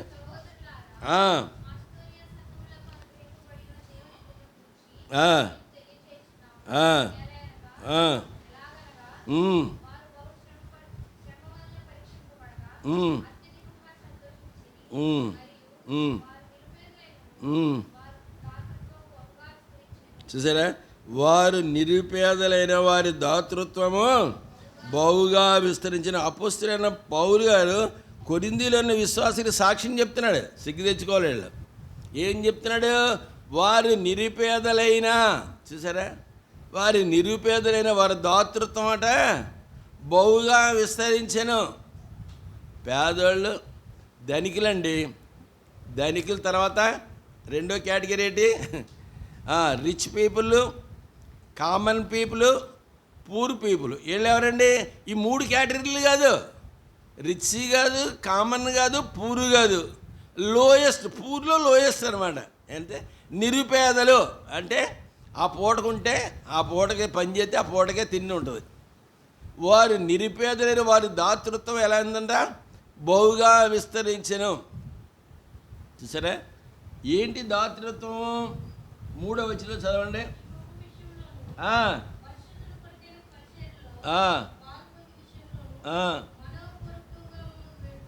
చూసారా? మనఃపూర్వకంగా వేడుకొనచ్చు.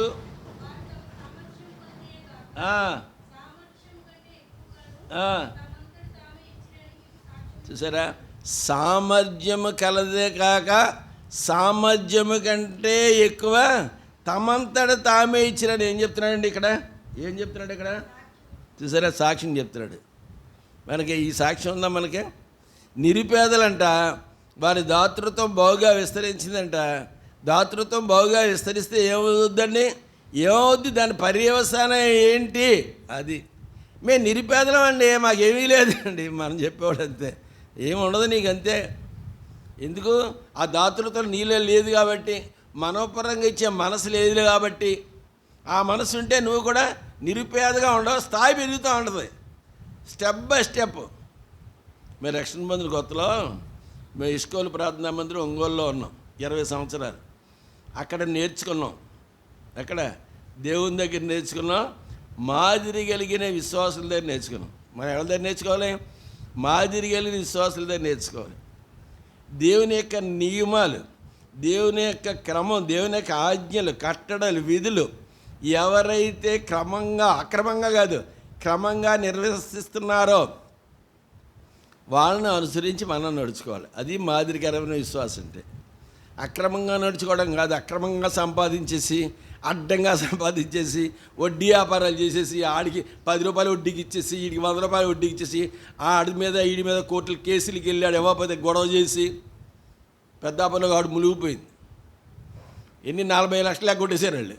అయ్యో బాబోయ్ అంటుంది. పేదోళ్ళు అండి, అన్నా పేదోళ్ళని ఇచ్చానన్నా మునిగిపోయింది అంతే. ఇప్పుడు మునిగిపోయింది. ఇప్పుడు ఏం చేస్తుందండి? అయ్యో బాబోయ్ అయ్యో బాబోయ్ అంటే ఉపయోగం ఏంటి? ఇచ్చేసిన తర్వాత ఎవరికి అప్పు ఇవ్వకండి. అర్థమైందా? అప్పు ఇస్తే మన విశ్వాసం ఏం చేస్తారండి? మందిరానికి రాను మళ్ళీ. నువ్వు కానీ పొరపాటున అప్పించావంటే ఇటు వెళ్ళిపోతాడు. ఆపోజిట్ డైరెక్షన్ మారిపోద్ది అంతే. సోములోకి రావాల్సినాడు అటు పేదరేకి వెళ్ళవు, ఆ పొలాల నుంచి పోతాడట ఇటు. అర్థమైందా? అందుకు విశ్వాసులకు ఏం చేయకూడదు? అప్పు ఇవ్వకూడదు. ద్వితీయోపదేశకాండంలో ఉంది కదా 28 అధ్యాయాలు. తర్వాత చదువుకోండి. మీరు 11 గంటల టైం ఉంది కదా. విషయం ఏంటంటే అప్పు చేయకూడదని ఉంది బైబిల్లో. నువ్వు అప్పు కూడా ఇవ్వడం పొరపాటే. ఇస్తే ఇంక అది రాదని ఇచ్చేయి. అది మళ్ళీ మనకి రిటర్న్ రాదు, ఇంక రిటర్న్ రాదు అంతే. అలాగైతే ఇచ్చేది.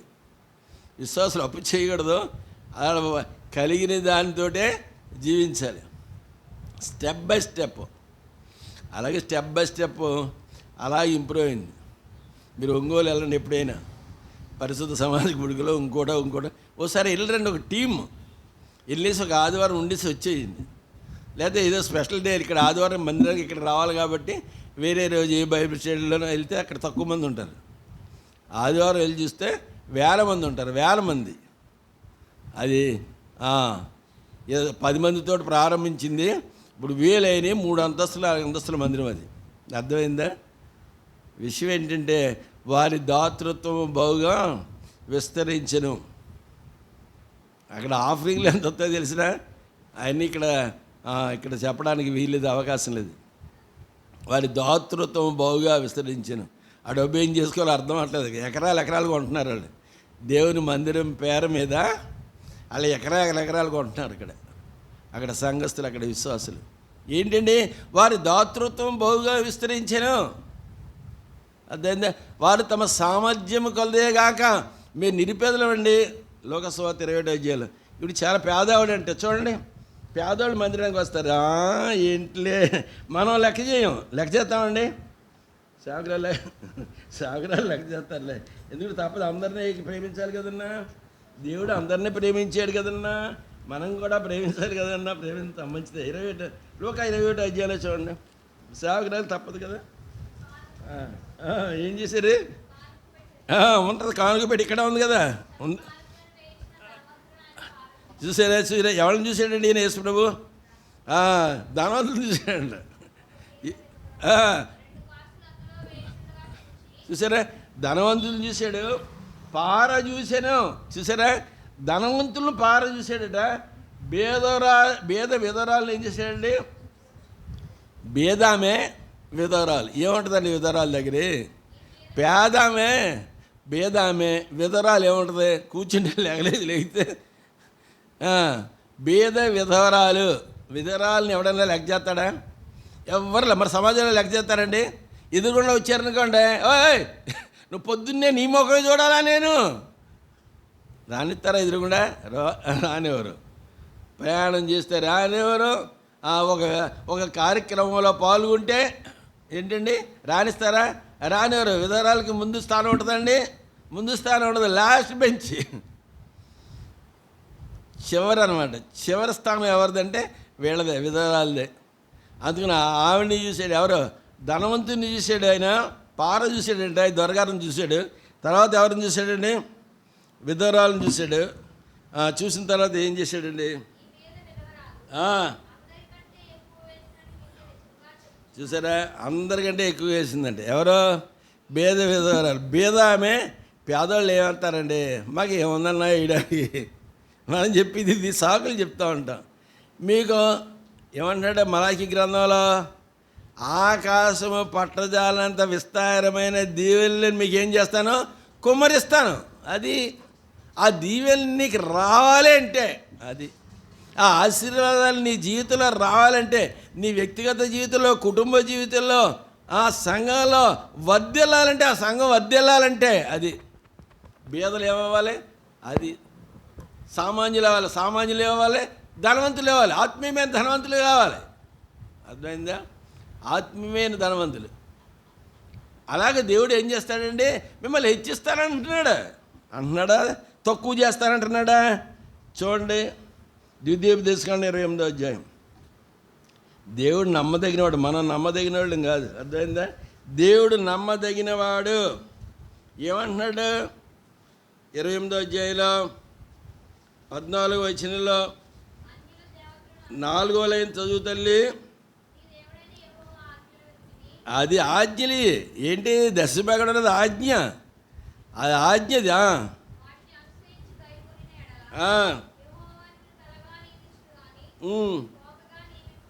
చూసారా ఎలాగ నిలిపిస్తాడంటే, తలగానే ఉంటావు కానీ తోకగా ఉండవు. చూసారా, పైవాడిగానే ఉంటావు కానీ క్రింది వాడిగా ఉండవు. ఏ స్థాయిలో ఉంటారండి? దేవుని నమ్ముకున్నారంటే కాదు ఇక్కడ. చూసారా, ఇలాగేడు ఆదికాండం చూడండి 14వ అధ్యాయం. విశ్వాస వీరులు ఏం చేశారు? చదువుదాం. 14వ అధ్యాయం. విశ్వాస వీరులు ఏం చేశారు? అబ్రహాము విశ్వాస వీరుడైనా అనుమానం ఉందా మీకు ఏమన్నా? ఆదికాండం 14వ అధ్యాయం. వాళ్ళు మాదిరిగా తీసుకోవాలి మనం. ఆదికాండం 14వ అధ్యాయము ఏం చేశాడు చదువుదాం అండి. 20వ వచనం చదవండి తల్లి. 14.